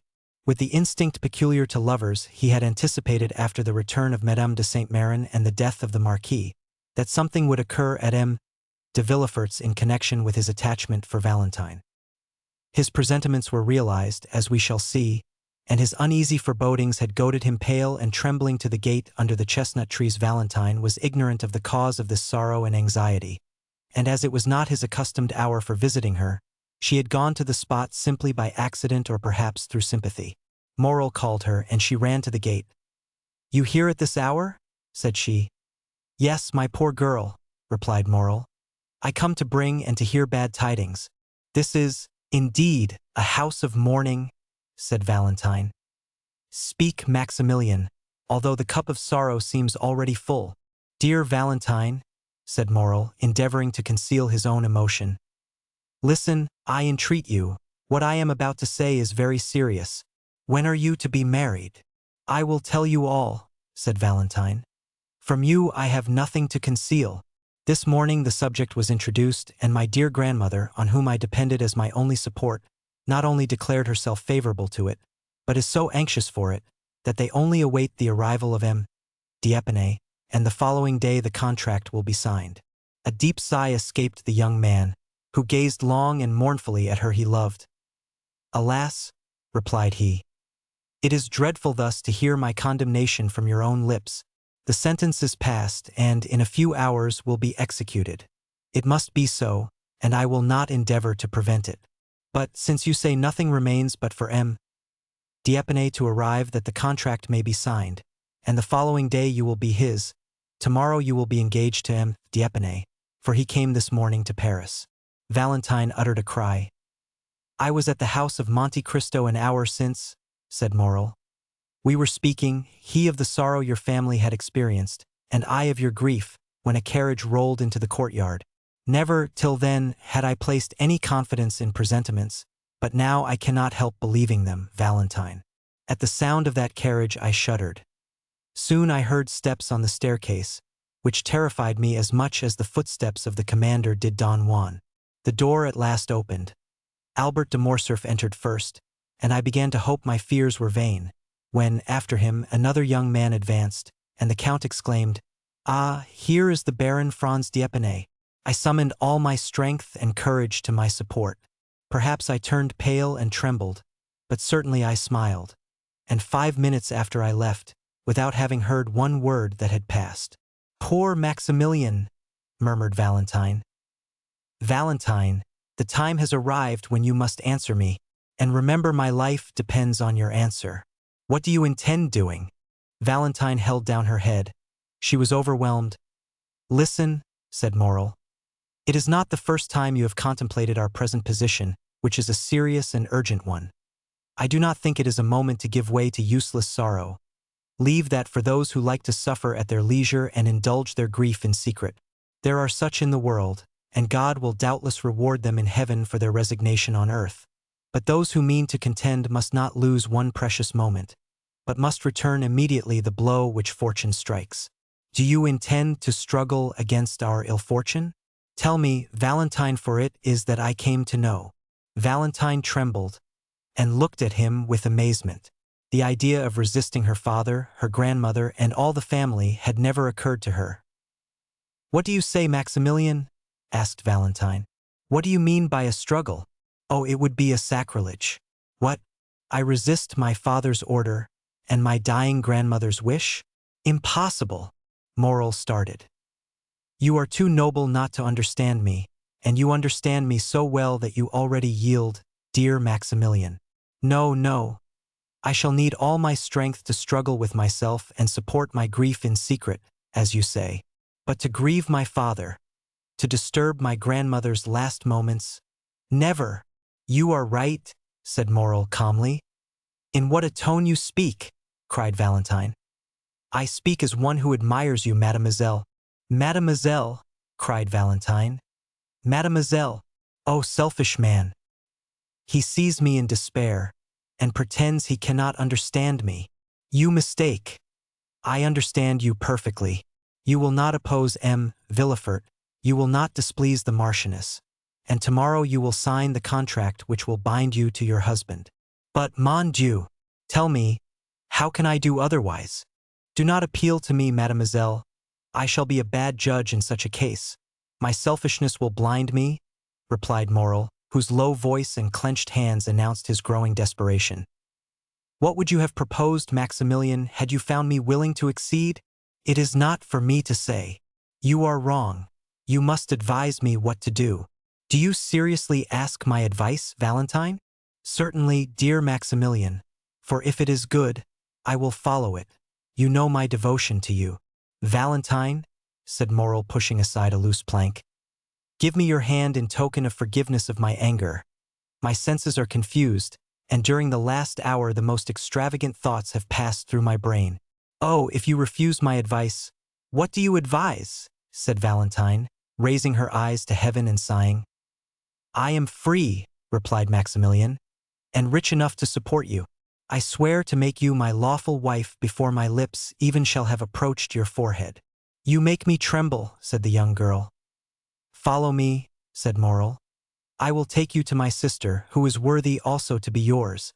We will embark for Algiers, for England, for America, or, if you prefer it, retire to the country and only return to Paris when our friends have reconciled your family. Valentine shook her head. I feared it, Maximilian, said she. It is the counsel of a madman, and I should be more mad than you, did I not stop you at once with the word impossible, Morel, impossible. You will then submit to what fate decrees for you without even attempting to contend with it? Said Morel sorrowfully. Yes, if I die. Well, Valentine, resumed Maximilian, I can only say again that you are right. Truly, it is I who am mad, and you prove to me that passion blinds the most well-meaning. I appreciate your calm reasoning. It is then understood that tomorrow you will be irrevocably promised to M. Franz d'Épinay, not only by that theatrical formality invented to heighten the effect of a comedy called the signature of the contract, but your own will. Again you drive me to despair, Maximilian, said Valentine. Again you plunge the dagger into the wound. What would you do, tell me, if your sister listened to such a proposition? Mademoiselle, replied Morel with a bitter smile, I am selfish, you have already said so, and as a selfish man I think not of what others would do in my situation, but of what I intend doing myself. I think only that I have known you not a whole year. From the day I first saw you, all my hopes of happiness have been in securing your affection. One day you acknowledged that you loved me, and since that day my hope of future happiness has rested on obtaining you, for to gain you would be life to me. Now I think no more. I say only that fortune has turned against me. I had thought to gain heaven, and now I have lost it. It is an everyday occurrence for a gambler to lose not only what he possesses but also what he has not. Morel pronounced these words with perfect calmness. Valentine looked at him a moment with her large, scrutinizing eyes, endeavoring not to let Morel discover the grief which struggled in her heart. But, in a word, what are you going to do? Asked she. I am going to have the honor of taking my leave of you, mademoiselle, solemnly assuring you that I wish your life may be so calm, so happy, and so fully occupied, that there may be no place for me even in your memory. Oh, murmured Valentine. Adieu, Valentine, adieu, said Morel, bowing. Where are you going? Cried the young girl, extending her hand through the opening and seizing Maximilian by his coat, for she understood from her own agitated feelings that her lover's calmness could not be real. Where are you going? I am going that I may not bring fresh trouble into your family, and to set an example which every honest and devoted man, situated as I am, may follow. Before you leave me, tell me what you are going to do, Maximilian. The young man smiled sorrowfully. Speak, speak, said Valentine. I entreat you. Has your resolution changed, Valentine? It cannot change, unhappy man. You know it must not, cried the young girl. Then adieu, Valentine. Valentine shook the gate with a strength of which she could not have been supposed to be possessed. As Morel was going away, and passing both her hands through the opening, she clasped and wrung them. I must know what you mean to do, said she. Where are you going? Oh, fear not, said Maximilian, stopping at a short distance. I do not intend to render another man responsible for the rigorous fate reserved for me. Another might threaten to seek M. Franz, to provoke him and to fight with him. All that would be folly. What has M. Franz to do with it? He saw me this morning for the first time, and has already forgotten he has seen me. He did not even know I existed when it was arranged by your two families that you should be united. I have no enmity against M. Franz, and promise you the punishment shall not fall on him. On whom, then? On me? On you? Valentine. Oh, heaven forbid. Woman is sacred. The woman one loves is holy. On yourself? Then, unhappy man? On yourself? I am the only guilty person, am I not? Said Maximilian. Maximilian, said Valentine. Maximilian, come back. I entreat you. He drew near with his sweet smile, and but for his paleness one might have thought him in his usual happy mood. Listen, my dear, my adored Valentine, said he in his melodious and grave tone. Those who, like us, have never had a thought for which we need blush before the world, such may read each other's hearts. I never was romantic, and am no melancholy hero. I imitate neither Manfred nor Anthony. But without words, protestations, or vows, my life has entwined itself with yours. You leave me, and you are right in doing so. I repeat it, you are right. But in losing you, I lose my life. The moment you leave me, Valentine, I am alone in the world. My sister is happily married. Her husband is only my brother-in-law, that is, a man whom the ties of social life alone attach to me. No one then longer needs my useless life. This is what I shall do. I will wait until the very moment you are married, for I will not lose the shadow of one of those unexpected chances which are sometimes reserved for us, since Franz may, after all, die before that time. A thunderbolt may fall even on the altar as you approach it. Nothing appears impossible to one condemned to die, and miracles appear quite reasonable when his escape from death is concerned. I will, then, wait until the last moment, and when my misery is certain, irremediable, hopeless, I will write a confidential letter to my brother-in-law, another to the prefect of police, to acquaint them with my intention, and at the corner of some wood, on the brink of some abyss, on the bank of some river, I will put an end to my existence, as certainly as I am the son of the most honest man who ever lived in France. 30333 M. Valentine trembled convulsively. She loosened her hold of the gate, her arms fell by her side, and 2 large tears rolled down her cheeks. The young man stood before her, sorrowful and resolute. "Oh, for pity's sake," said she. "You will live, will you not?" "No, on my honor," said Maximilian. "But that will not affect you. You have done your duty, and your conscience will be at rest." Valentine fell on her knees and pressed her almost bursting heart. "Maximilian," said she, "Maximilian, my friend, my brother on earth, my true husband in heaven, I entreat you, do as I do, live in suffering. Perhaps we may one day be united." "Adieu, Valentine," repeated Morrel. "My God," said Valentine, raising both her hands to heaven with a sublime expression, "I have done my utmost to remain a submissive daughter. I have begged, entreated, implored. He has regarded neither my prayers, my entreaties, nor my tears. It is done?" cried she, wiping away her tears, and resuming her firmness. "I am resolved not to die of remorse, but rather of shame. Live, Maximilian, and I will be yours. Say, when shall it be? Speak, command, I will obey." Morrel, who had already gone some few steps away, again returned, and pale with joy extended both hands towards Valentine through the opening. "Valentine," said he, "dear Valentine, you must not speak thus. Rather let me die. Why should I obtain you by violence? If our love is mutual, is it from mere humanity you bid me live? I would then rather die." "Truly," murmured Valentine, "who on this earth cares for me, if he does not? Who has consoled me in my sorrow but he? On whom do my hopes rest? On whom does my bleeding heart repose? On him, always on him. Yes, you are right, Maximilian, I will follow you. I will leave the paternal home. I will give up all." "Oh, ungrateful girl that I am," cried Valentine, sobbing. "I will give up all, even my dear old grandfather, whom I had nearly forgotten." "No," said Maximilian, "you shall not leave him. Noirtier has evinced, you say, a kind feeling towards me. Well, before you leave, tell him all. His consent would be your justification in God's sight. As soon as we are married, he shall come and live with us. Instead of 1 child, he shall have 2. You have told me how you talk to him and how he answers you. I shall very soon learn that language by signs, Valentine, and I promise you solemnly that instead of despair, it is happiness that awaits us. Oh, see, Maximilian, see the power you have over me. You almost make me believe you. And yet what you tell me is madness, for my father will curse me. He is inflexible. He will never pardon me. Now listen to me, Maximilian. If by artifice, by entreaty, by accident, in short, if by any means I can delay this marriage, will you wait? Yes, I promise you, as faithfully as you have promised me, that this horrible marriage shall not take place, and that if you are dragged before a magistrate or a priest, you will refuse.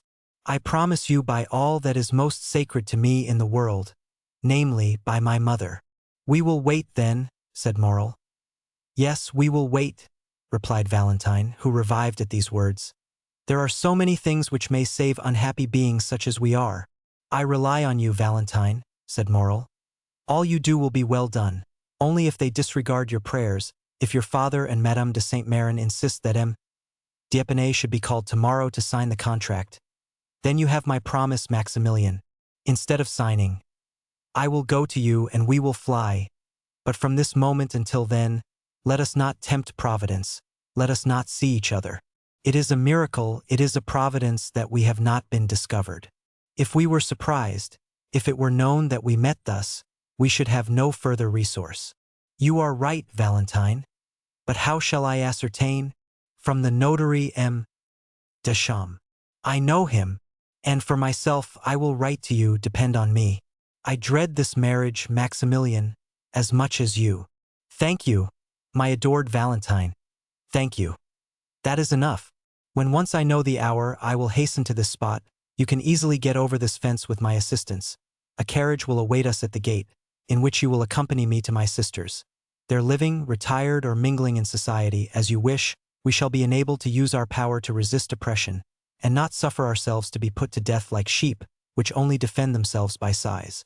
Yes, said Valentine. I will now acknowledge you are right, Maximilian. And now are you satisfied with your betrothal? Said the young girl sorrowfully. My adored Valentine, words cannot express one half of my satisfaction. Valentine had approached, or rather, had placed her lips so near the fence, that they nearly touched those of Morrel, which were pressed against the other side of the cold and inexorable barrier. Adieu, then, till we meet again, said Valentine, tearing herself away. I shall hear from you? Yes. Thanks, dear love, adieu. The sound of a kiss was heard, and Valentine fled through the avenue. Morrel listened to catch the last sound of her dress brushing the branches, and of her footstep on the gravel, then raised his eyes with an ineffable smile of thankfulness to heaven for being permitted to be thus loved, and then also disappeared. The young man returned home and waited all the evening and all the next day without getting any message. It was only on the following day, at about 10 o'clock in the morning, as he was starting to call on M. Deschamps, the notary, that he received from the postman a small billet, which he knew to be from Valentine, although he had not before seen her writing. It was to this effect: Tears, entreaties, prayers have availed me nothing. Yesterday, for 2 hours, I was at the church of Saint Philippe du Roule, and for 2 hours I prayed most fervently. Heaven is as inflexible as man, and the signature of the contract is fixed for this evening at 9 o'clock. I have but one promise and but one heart to give. That promise is pledged to you, that heart is also yours. This evening, then, at 8:45 at the gate. Your betrothed, Valentine de Villefort. P.S. My poor grandmother gets worse and worse.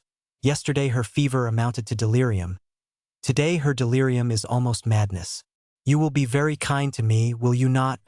Morrel, to make me forget my sorrow in leaving her thus? I think it is kept a secret from Grandpapa Noirtier that the contract is to be signed this evening.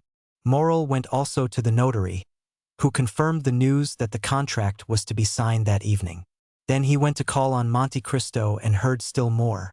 Franz had been to announce the ceremony, and Madame de Villefort had also written to beg the Count to excuse her not inviting him. The death of M.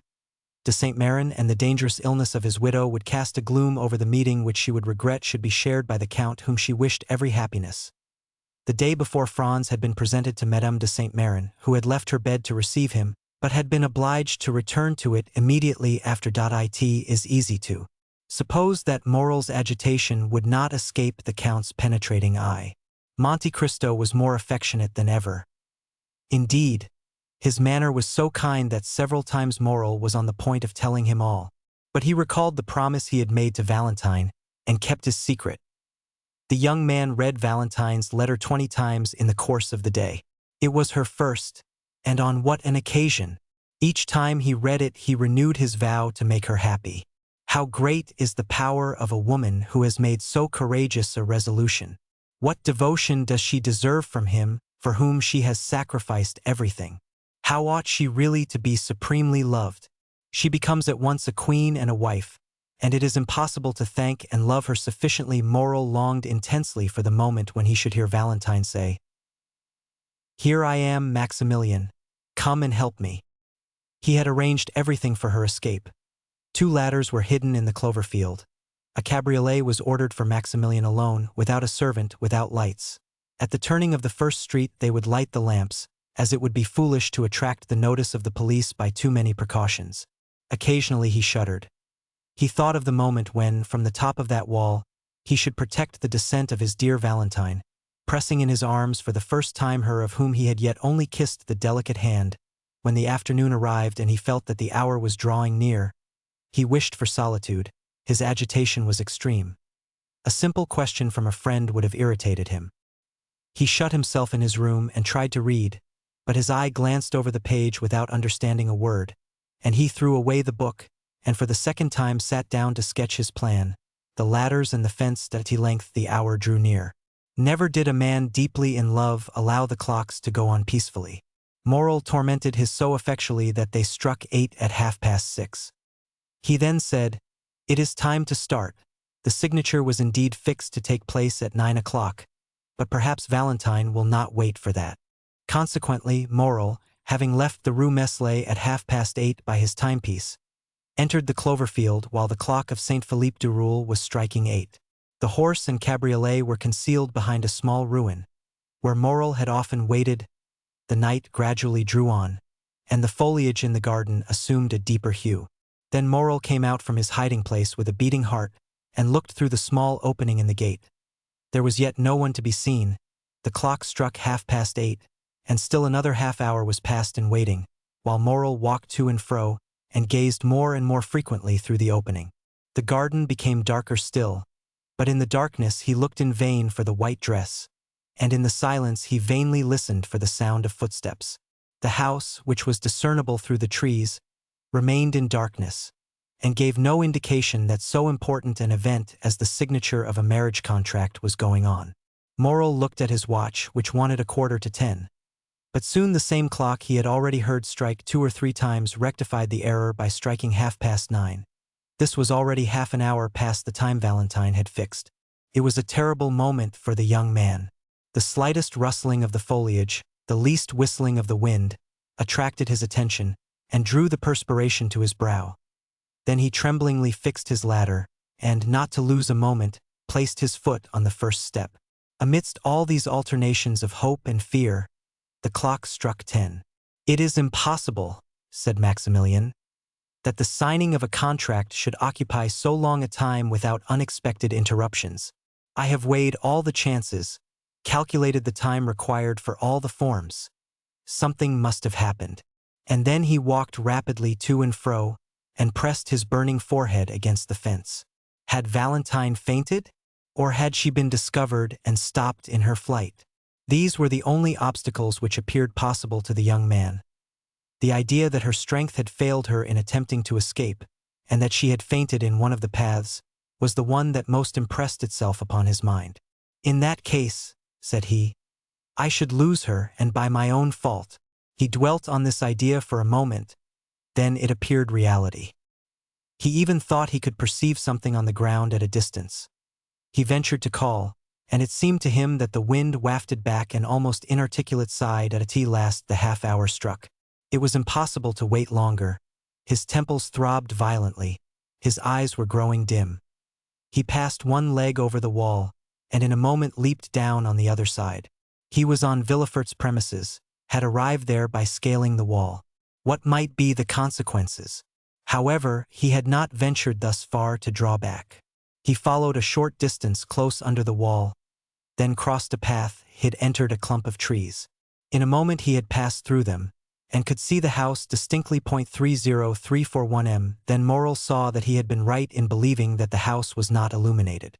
Instead of lights at every window, as is customary on days of ceremony, he saw only a gray mass, which was veiled also by a cloud, which at that moment obscured the moon's feeble light. A light moved rapidly from time to time past 3 windows of the second floor. These 3 windows were in Madame de Saint-Mérin's room. Another remained motionless behind some red curtains which were in Madame de Villefort's bedroom. Morrel guessed all this so many times in order to follow Valentine in thought at every hour in the day. Had he made her describe the whole house, that without having seen it he knew it all? This darkness and silence alarmed Morrel still more than Valentine's absence had done. Almost mad with grief, and determined to venture everything in order to see Valentine once more, and be certain of the misfortune he feared, Morrel gained the edge of the clump of trees, and was going to pass as quickly as possible through the flower garden, when the sound of a voice, still at some distance, but which was borne upon the wind, reached him. At this sound, as he was already partially exposed to view, he stepped back and concealed himself completely, remaining perfectly motionless that he had formed his resolution.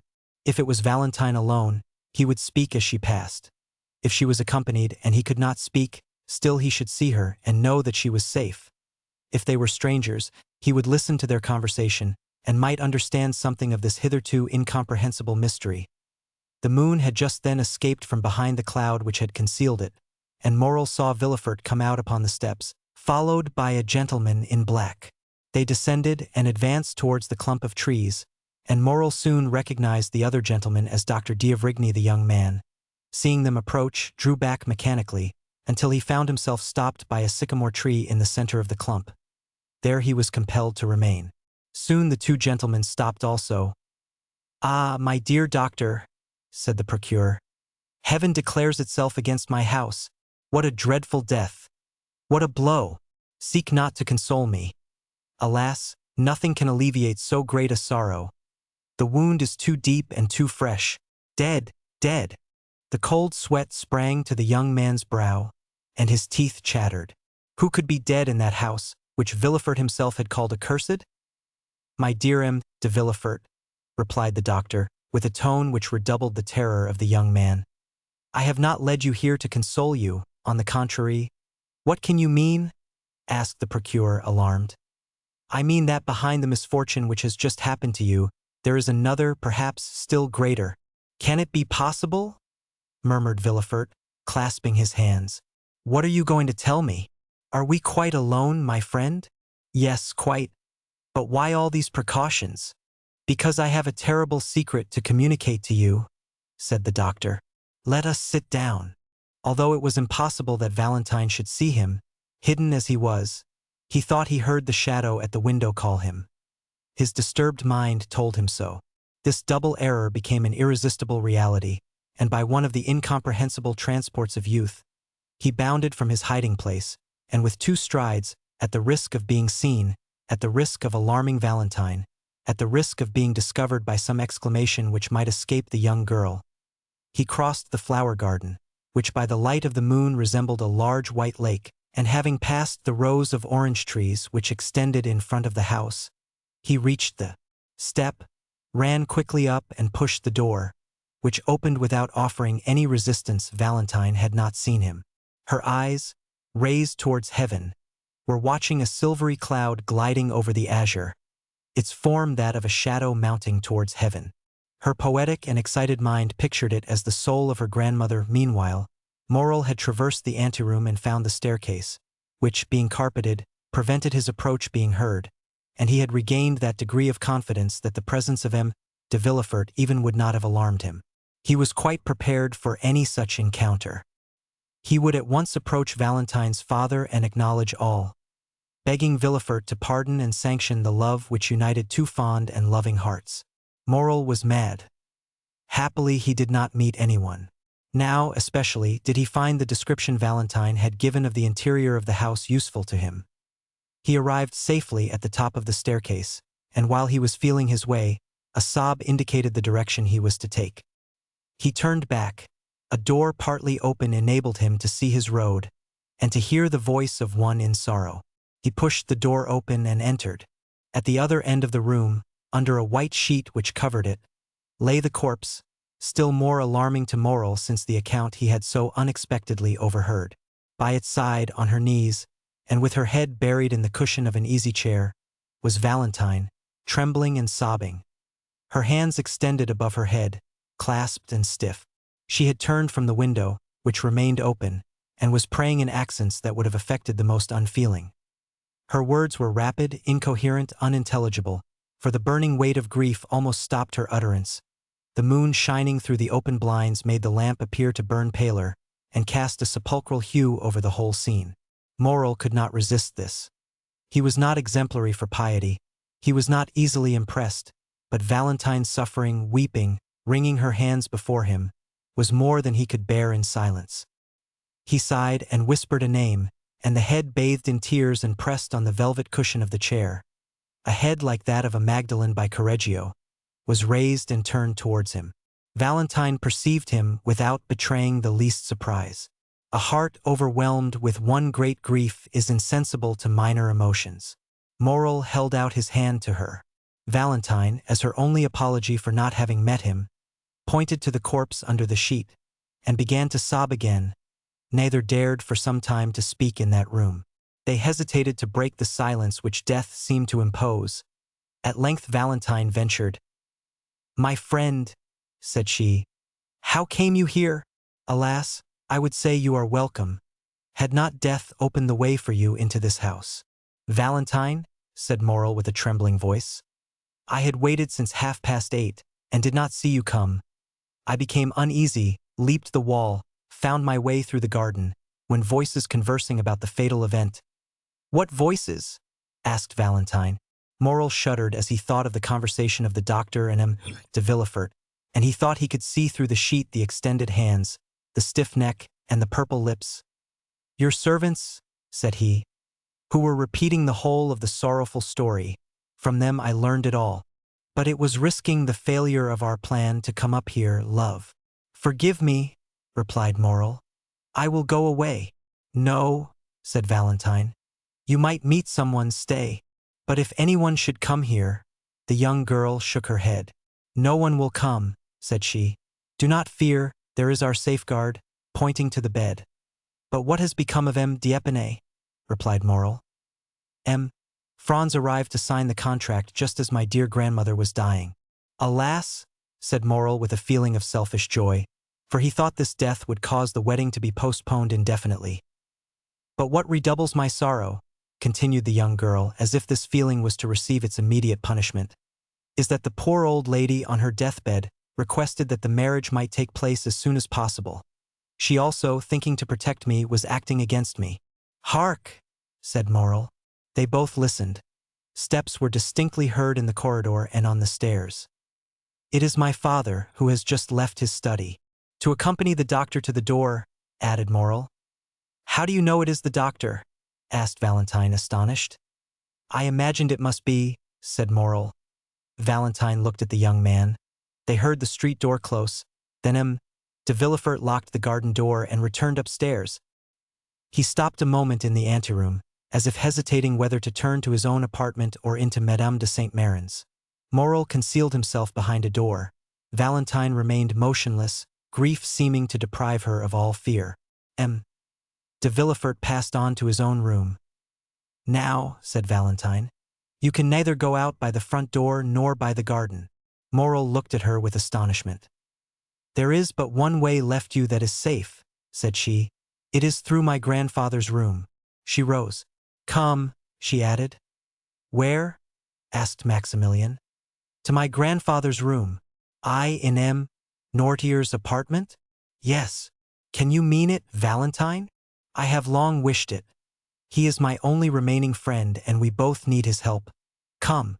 "Be careful, Valentine," said Morrel, hesitating to comply with the young girl's wishes. "I now see my error. I acted like a madman in coming in here. Are you sure you are more reasonable?" "Yes," said Valentine. "And I have but one scruple, that of leaving my dear grandmother's remains, which I had undertaken to watch." "Valentine," said Morrel, "death is in itself sacred." "Yes," said Valentine. "Besides, it will not be for long."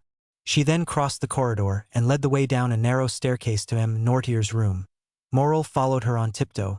At the door they found the old servant. "Berois," said Valentine, "shut the door and let no one come in." She passed first. Noirtier, seated in his chair and listening to every sound, was watching the door. He saw Valentine, and his eye brightened. There was something grave and solemn in the approach of the young girl which struck the old man, and immediately his bright eye began to interrogate. "Dear grandfather," said she hurriedly, "you know poor grandmamma died an hour since, and now I have no friend in the world but you." His expressive eyes evinced the greatest tenderness. "To you alone, then, may I confide my sorrows and my hopes?" The paralytic motioned yes. Valentine took Maximilian's hand. "Look attentively, then, at this gentleman." The old man fixed his scrutinizing gaze with slight astonishment on Morel. "It is Maximilian Morel," said she, "the son of that good merchant of Marseilles, whom you doubtless recollect." "Yes," said the old man. "He brings an irreproachable name, which Maximilian is likely to render glorious, since at 30 years of age he is a captain, an officer of the Legion of Honor." The old man signified that he recollected him. "Well, grandpapa," said Valentine, kneeling before him and pointing to Maximilian, "I love him and will be only his. Were I compelled to marry another, I would destroy myself." The eyes of the paralytic expressed a multitude of tumultuous thoughts. "You like Maximilian Morel, do you not, grandpapa?" asked Valentine. "Yes. And you will protect us, who are your children, against the will of my father?" Noirtier cast an intelligent glance at Morel, as if to say, "Perhaps I may." Maximilian understood him. "Mademoiselle," said he, "you have a sacred duty to fulfill in your deceased grandmother's room. Will you allow me the honor of a few minutes' conversation with Noirtier?" "That is it," said the old man's eye. Then he looked anxiously at Valentine. "Do you fear he will not understand?" "Yes. Oh, we have so often spoken of you, that he knows exactly how I talk to you." Then turning to Maximilian with an adorable smile, although shaded by sorrow. "He knows everything I know," said she. Valentine arose, placed a chair for Morel, requested Berois not to admit anyone, and having tenderly embraced her grandfather, and sorrowfully taken leave of Morel, she went away. To prove to Noirtier that he was in Valentine's confidence and knew all their secrets, Morel took the dictionary, a pen and some paper, and placed them all on a table where there was a light. "But first," said Morel, "allow me, sir, to tell you who I am, how much I love Mademoiselle Valentine, and what are my designs respecting her." Noirtier made a sign that he would listen. It was an imposing sight to witness this old man, apparently a mere useless burden, becoming the sole protector, support, and advisor of the lovers who were both young, beautiful, and strong. His remarkably noble and austere expression struck Morel, who began his story with trembling. He related the manner in which he had become acquainted with Valentine, and how he had loved her, and that Valentine, in her solitude and her misfortune, had accepted the offer of his devotion. He told him his birth, his position, his fortune, and more than once, when he consulted the look of the paralytic, that look answered, "That is good, proceed." "And now," said Morel, when he had finished the first part of his recital, "now I have told you of my love and my hopes, may I inform you of my intentions?" "Yes," signified the old man. "This was our resolution. A cabriolet was in waiting at the gate, in which I intended to carry off Valentine to my sister's house, to marry her, and to wait respectfully de Villefort's pardon." "No," said Noirtier. "We must not do so?" "No." "You do not sanction our project?" "No." "There is another way," said Morel. The old man's interrogative, I said. "Which?" "I will go," continued Maximilian. "I will seek Franz d'Épinay. I am happy to be able to mention this in Mademoiselle de Villefort's absence, and will conduct myself toward him so as to compel him to challenge me." Noirtier's look continued to interrogate. "You wish to know what I will do?" "Yes." "I will find him, as I told you. I will tell him the ties which bind me to Mademoiselle Valentine. If he be a sensible man, he will prove it by renouncing of his own accord the hand of his betrothed, and will secure my friendship and love until death. If he refuse, either through interest or ridiculous pride, after I have proved to him that he would be forcing my wife from me, that Valentine loves me and will have no other, I will fight with him, give him every advantage, and I shall kill him or he will kill me. If I am victorious, he will not marry Valentine, and if I die, I am very sure Valentine will not marry him." Noirtier watched, with indescribable pleasure, this noble and sincere countenance, on which every sentiment his tongue uttered was depicted, adding by the expression of his fine features all that coloring adds to a sound and faithful drawing still. When Morrel had finished, he shut his eyes several times, which was his manner of saying, "No, no," said Morrel. "You disapprove of this second project, as you did of the first?" "I do," signified the old man. "But what then must be done?" asked Morrel. Madame de Saint-Méran's last request was, that the marriage might not be delayed. "Must I let things take their course?" Noirtier did not move. "I understand," said Morrel. "I am to wait." "Yes. But delay may ruin our plans, sir," replied the young man. "Alone, Valentine has no power. She will be compelled to submit. I am here almost miraculously, and can scarcely hope for so good an opportunity to occur again. Believe me, there are only the two plans I have proposed to you. Forgive my vanity, and tell me which you prefer. Do you authorize Mademoiselle Valentine to entrust herself to my honor? No. Do you prefer I should seek M. d'Épinay? No. Whence then will come the help we need, from chance?" resumed Morrel. "No, from you." "Yes. You thoroughly understand me, sir? Pardon my eagerness, for my life depends on your answer. Will our help come from you?" "Yes." "You are sure of it?" "Yes." There was so much firmness in the look which gave this answer. No one could, at any rate, doubt his will, if they did his power. "Oh, thank you 1,000 times. But how, unless a miracle should restore your speech, your gesture, your movement, how can you, chained to that armchair, dumb and motionless, oppose this marriage?" A smile lit up the old man's face, a strange smile of the eyes in a paralyzed face. "Then I must wait?" asked the young man. "Yes. But the contract?" The same smile returned. "Will you assure me it shall not be signed?" "Yes," said Noirtier. "The contract shall not be signed," cried Morrel. "Oh, pardon me, sir. I can scarcely realize so great a happiness. Will they not sign it?" "No," said the paralytic. Notwithstanding that assurance, Morrel still hesitated. This promise of an impotent old man was so strange that, instead of being the result of the power of his will, it might emanate from enfeebled organs. Is it not natural that the madman, ignorant of his folly, should attempt things beyond his power? The weak man talks of burdens he can raise, the timid of giants he can confront, the poor of treasures he spends. The most humble peasant, in the height of his pride, calls himself Jupiter. Whether Noirtier understood the young man's indecision, or whether he had not full confidence in his docility, he looked uneasily at him. "What do you wish, sir?" asked Morrel. "That I should renew my promise of remaining tranquil?"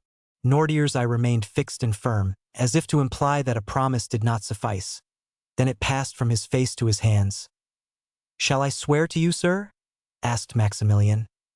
"Yes," said the paralytic with the same solemnity. Morrel understood that the old man attached great importance to an oath. He extended his hand. "I swear to you on my honor," said he, "to await your decision respecting the course I am to pursue with M. d'Épinay." "That is right," said the old man. "Now," said Morrel, "do you wish me to retire?" "Yes." "Without seeing Mademoiselle Valentine?" "Yes." Morrel made a sign that he was ready to obey. "But," said he, "first allow me to embrace you as your daughter did just now." Noirtier's expression could not be understood. The young man pressed his lips on the same spot, on the old man's forehead, where Valentine's had been. Then he bowed a second time and retired. He found outside the door the old servant, to whom Valentine had given directions. Morrel was conducted along a dark passage, which led to a little door opening on the garden, soon found the spot where he had entered, with the assistance of the shrubs gained the top of the wall, and by his ladder was in an instant in the clover field where his cabriolet was still waiting for him. He got in it, and thoroughly wearied by so many emotions, arrived about midnight in the Rue Meslay, threw himself on his bed and slept soundly. Chapter 74. The Villefort family vault. 2 days after, a considerable crowd was assembled, towards 10 o'clock in the morning, around the door of M. de Villefort's house, and a long file of mourning coaches and private carriages extended along the Faubourg Saint-Honoré and the Rue de la Pépinière. Among them was one of a very singular form, which appeared to have come from a distance. It was a kind of covered wagon, painted black, and was one of the first to arrive.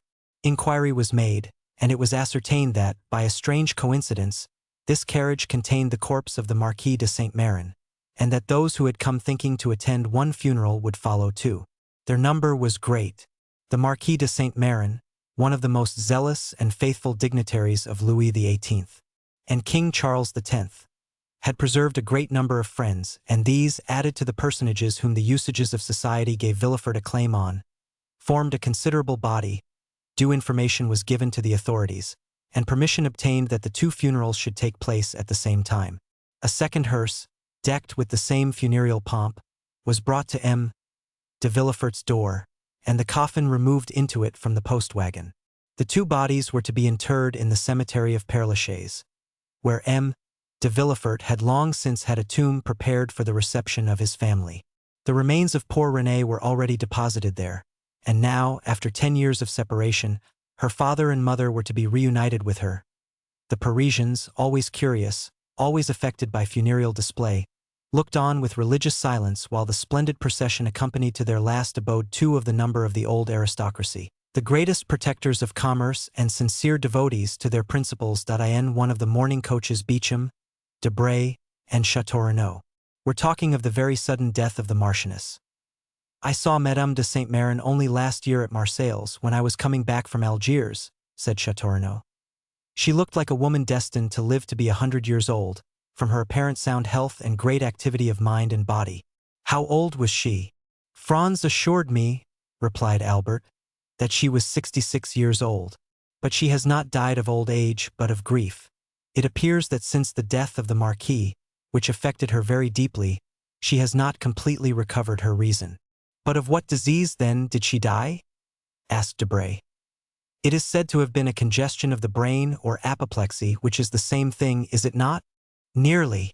It is difficult to believe that it was apoplexy," said Beauchamp. "Madame de Saint-Méran, whom I once saw, was short, of slender form, and of a much more nervous than sanguine temperament. Grief could hardly produce apoplexy in such a constitution as that of Madame de Saint-Méran." "At any rate," said Albert, "whatever disease or doctor may have killed her, M. de Villefort, or rather Mademoiselle Valentine, or still rather our friend Franz, inherits a magnificent fortune, amounting, I believe, to 80,000 livres per annum, and this fortune will be doubled at the death of the old Jacobin, Noirtier." "That is a tenacious old grandfather," said Beauchamp. "Tenacem propositi virum. I think he must have made an agreement with death to outlive all his heirs, and he appears likely to succeed. He resembles the old conventionalist of '93, who said to Napoleon in 1814, 'You bend because your empire is a young stem, weakened by rapid growth. Take the Republic for a tutor. Let us return with renewed strength to the battlefield, and I promise you 500,000 soldiers, another Marengo, and a second Austerlitz.' Ideas do not become extinct, sire. They slumber sometimes, but only revive the stronger before they sleep entirely." "Ideas and men appeared the same to him," said Albert. "One thing only puzzles me, namely, how Franz d'Épinay will like a grandfather who cannot be separated from his wife." "But where is Franz?" "In the first carriage with M. de Villefort, who considers him already as one of the family." For 0024 such was the conversation in almost all the carriages. These two sudden deaths, so quickly following each other, astonished everyone, but no one suspected the terrible secret which M. d'Avrigny had communicated in his nocturnal walk to M. de Villefort. They arrived in about an hour at the cemetery. The weather was mild, but dull, and in harmony with the funeral ceremony. Among the groups which flocked towards the family vault, Château Renaud recognized Morel, who had come alone in a cabriolet, and walked silently along the path bordered with yew trees. "You here?" said Château Renaud, passing his arms through the young captain's. "Are you a friend of Villefort's? How is it that I have never met you at his house?" "I am no acquaintance of M. de Villefort's," answered Morel, "but I was of Madame de Saint-Méran." Albert came up to them at this moment with Franz. "The time and place are but ill-suited for an introduction," said Albert. But we are not superstitious. M. Moral, allow me to present to you M. Franz d'Épinay, a delightful traveling companion with whom I made the tour of Italy. My dear Franz M. Maximilian Moral, an excellent friend I have acquired in your absence, and whose name you will hear me mention every time I make any allusion to affection, wit, or amiability. Moral hesitated for a moment. He feared it would be hypocritical to accost in a friendly manner the man whom he was tacitly opposing, but his oath and the gravity of the circumstances recurred to his memory. He struggled to conceal his emotion and bowed to Franz. Mademoiselle de Villefort is in deep sorrow, is she not? Said Debray to Franz. Extremely, replied he. She looked so pale this morning, I scarcely knew her. These apparently simple words pierced Moral to the heart. This man had seen Valentine and spoken to her. The young and high-spirited officer required all his strength of mind to resist breaking his oath. He took the arm of Châteaurenaud and turned towards the vault, where the attendants had already placed the 2 coffins. This is a magnificent habitation, said Beauchamp, looking towards the mausoleum. A summer and winter palace. You will, in turn, enter it, my dear d'Épinay, for you will soon be numbered as one of the family. I, as a philosopher, should like a little country house, a cottage down there under the trees, without so many freestones over my poor body. In dying, I will say to those around me what Voltaire wrote to Pyrrhon, Russ, and all will be over. But come, Franz, take courage, your wife is an heiress. Indeed, Beauchamp, you are unbearable. Politics has made you laugh at everything, and political men have made you disbelieve everything. But when you have the honor of associating with ordinary men, and the pleasure of leaving politics for a moment, try to find your affectionate heart, which you leave with your stick when you go to the chamber. But tell me, said Beauchamp, what is life? Is it not a halt in death's anteroom? For 0026M, I am prejudiced against Beauchamp, said Albert, drawing Franz away, and leaving the former to finish his philosophical dissertation with Debray. The Villefort vault formed a square of white stones about 20 feet high. An interior partition separated the 2 families, and each apartment had its entrance door. Here were not, as in other tombs, ignoble drawers, one above another, where thrift bestows its dead and labels them like specimens in a museum. All that was visible within the bronze gates was a gloomy-looking room, separated by a wall from the vault itself. The 2 doors before mentioned were in the middle of this wall, and enclosed the Villefort and Saint Méran coffins. Their grief might freely expend itself without being disturbed by the trifling loungers who came from a picnic party to visit Père Lachaise, or by lovers who make it their rendezvous. The 2 coffins were placed on trestles previously prepared for their reception in the right-hand crypt belonging to the Saint Méran family. Villefort, Franz, and a few near relatives alone entered the sanctuary, as the religious ceremonies had all been performed at the door, and there was no address given. The party all separated. Châteaurenaud, Albert, and Moral went one way and Debray and Beauchamp the other. Franz remained with M. de Villefort. At the gate of the cemetery Moral made an excuse to wait. He saw Franz and M. de Villefort get into the same mourning coach and thought this meeting foreboded evil. He then returned to Paris, and although in the same carriage with Châteaurenaud and Albert, he did not hear one word of their conversation as Franz was about to take leave of M. de Villefort. When shall I see you again? Said the latter. At what time you please, sir, replied Franz. As soon as possible. I am at your command, sir. Shall we return together? If not unpleasant to you. On the contrary, I shall feel much pleasure. Thus, the future father and son-in-law stepped into the same carriage, and Moral, seeing them pass, became uneasy. Villefort and Franz returned to the Faubourg Saint-Honoré. The procureur, without going to see either his wife or his daughter, went at once to his study, and, offering the young man a chair, M. d'Épinay, said he, allow me to remind you at this moment, which is perhaps not so ill-chosen as at first sight may appear, for obedience to the wishes of the departed is the first offering which should be made at their tomb. Allow me then to remind you of the wish expressed by Madame de Saint Méran on her deathbed, that Valentine's wedding might not be deferred. You know the affairs of the deceased are in perfect order, and her will bequeaths to Valentine the entire property of the Saint Méran family. The notary showed me the documents yesterday, which will enable us to draw up the contract immediately. You may call on the notary M. Deschamps, Place Beauvau, Faubourg Saint-Honoré, and you have my authority to inspect those deeds." "Sir," replied M. d'Épinay, "it is not, perhaps, the moment for Mademoiselle Valentine, who is in deep distress, to think of a husband. Indeed, I fear, for 0028 M. Valentine will have no greater pleasure than that of fulfilling her grandmother's last injunctions. There will be no obstacle from that quarter, I assure you." "In that case," replied Franz, "as I shall raise none, you may make arrangements when you please. I have pledged my word, and shall feel pleasure and happiness in adhering to it." "Then," said Villefort, "nothing further is required. The contract was to have been signed 3 days since. We shall find it all ready and can sign it today." "But the morning?" said Franz, hesitating. "Don't be uneasy on that score," replied Villefort. "No ceremony will be neglected in my house. Mademoiselle de Villefort may retire during the prescribed 3 months to her estate of Saint-Méran. I say hers, for she inherits it today. There, after a few days, if you like, the civil marriage shall be celebrated without pomp or ceremony. Madame de Saint-Méran wished her daughter should be married there. When that is over, you, sir, can return to Paris, while your wife passes the time of her mourning with her mother-in-law." "As you please, sir," said Franz. "Then," replied M. de Villefort, "have the kindness to wait half an hour. Valentine shall come down into the drawing-room. I will send for M. Deschamps.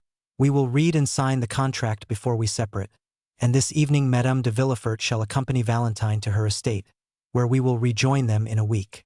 "Sir," said Franz, "I have one request to make." "What is it?" "I wish Albert de Morcerf and Raoul de Châteaurenaud to be present at this signature. You know they are my witnesses. Half an hour will suffice to apprise them. Will you go for them yourself, or shall you send?" "I prefer going, sir." "I shall expect you, then, in half an hour. Baron and Valentine will be ready." Franz bowed and left the room. Scarcely had the door closed, when M. de Villefort sent to tell Valentine to be ready in the drawing-room in half an hour, as he expected the notary and M. d'Épinay and his witnesses. The news caused a great sensation throughout the house. Madame de Villefort would not believe it, and Valentine was thunderstruck. She looked around for help, and would have gone down to her grandfather's room. But on the stairs she met M. de Villefort, who took her arm and led her into the drawing-room. In the anteroom, Valentine met Barrois, and looked despairingly at the old servant. A moment later, Madame de Villefort entered the drawing-room with her little Edward. It was evident that she had shared the grief of the family, for she was pale and looked fatigued. She sat down, took Edward on her knees, and from time to time pressed this child, on whom her affections appeared centered. Almost convulsively to her bosom point 2 carriages were soon heard to enter the courtyard. One was the notary's, the other that of Franz and his friends. In a moment the whole party was assembled. Valentine was so pale one might trace the blue veins from her temples, round her eyes and down her cheeks. Franz was deeply affected. Châteaurenaud and Albert looked at each other with amazement. The ceremony which was just concluded had not appeared more sorrowful than did that which was about to begin. Madame de Villefort had placed herself in the shadow behind a velvet curtain, and as she constantly bent over her child, it was difficult to read the expression of her face. M. de Villefort was, as usual, unmoved. The notary, after having, according to the customary method, arranged the papers on the table, taken his place in an armchair, and raised his spectacles, turned towards Franz. "Are you M. Franz de Canal, Baron d'Épinay?" asked he, although he knew it perfectly. "Yes, sir," replied Franz. The notary bowed.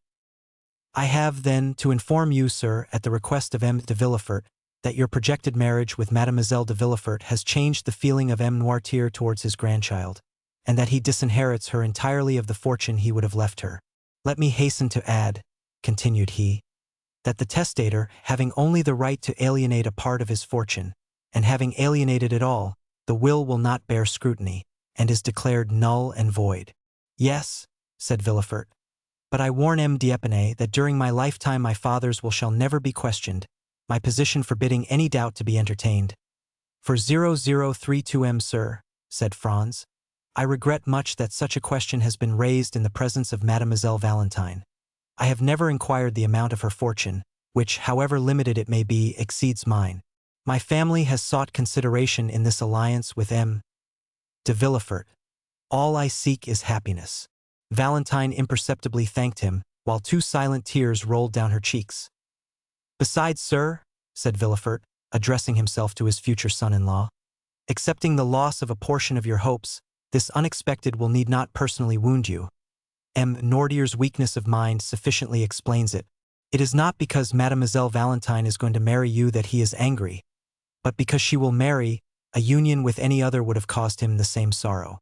Old age is selfish, sir, and Mademoiselle de Villefort has been a faithful companion to M. Noirtier, which she cannot be when she becomes the Baroness d'Épinay. My father's melancholy state prevents our speaking to him on any subjects, which the weakness of his mind would incapacitate him from understanding, and I am perfectly convinced that at the present time, although he knows that his granddaughter is going to be married, M. Noirtier has even forgotten the name of his intended grandson." De Villefort had scarcely said this, when the door opened, and Barrois appeared. "Gentlemen," said he, in a tone strangely firm for a servant speaking to his masters under such solemn circumstances, "Gentlemen, M. Noirtier de Villefort wishes to speak immediately to M. Franz de Quesnel, Baron d'Épinay." He, as well as the notary, that there might be no mistake in the person, gave all his titles to the bridegroom-elect. Villefort started. Madame de Villefort let her son slip from her knees. Valentine rose, pale and dumb as a statue. Albert and Châteaurenaud exchanged a second look, more full of amazement than the first. The notary looked at Villefort. "It is impossible," said the procureur. "M. d'Épinay cannot leave the drawing-room at present." "It is at this moment," replied Barrois with the same firmness, "that M. Noirtier, my master, wishes to speak on important subjects to M. Franz d'Épinay." "Grandpapa Noirtier can speak now, then?" said Edward, with his habitual quickness. However, his remark did not make Madame de Villefort even smile. So much was every mind engaged, and so solemn was the situation. "Tell him, Noirtier," resumed Villefort, "that what he demands is impossible." "Then M. Noirtier gives notice to these gentlemen," replied Barrois, "that he will give orders to be carried to the drawing-room." Astonishment was at its height. Something like a smile was perceptible on Madame de Villefort's countenance. Valentine instinctively raised her eyes, as if to thank heaven. "Pray go, Valentine," said M. de Villefort, "and see what this new fancy of your grandfather's is." Valentine rose quickly, and was hastening joyfully towards the door, when M. de Villefort altered his intention. "Stop," said he. "I will go with you." "Excuse me, sir," said Franz. "Since M. Noirtier sent for me, I am ready to attend to his wish. Besides, I shall be happy to pay my respects to him, not having yet had the honor of doing so." "Pray, sir," said Villefort with marked uneasiness, "do not disturb yourself." "For 0032M, forgive me, sir," said Franz in a resolute tone. "I would not lose this opportunity of proving to M. Noirtier how wrong it would be of him to encourage feelings of dislike to me, which I am determined to conquer, whatever they may be, by my devotion." And without listening to Villefort he arose, and followed Valentine, who was running downstairs with the joy of a shipwrecked mariner who finds a rock to cling to. M. de Villefort followed them. Châteaurenaud and Morcerf exchanged a third look of still increasing wonder.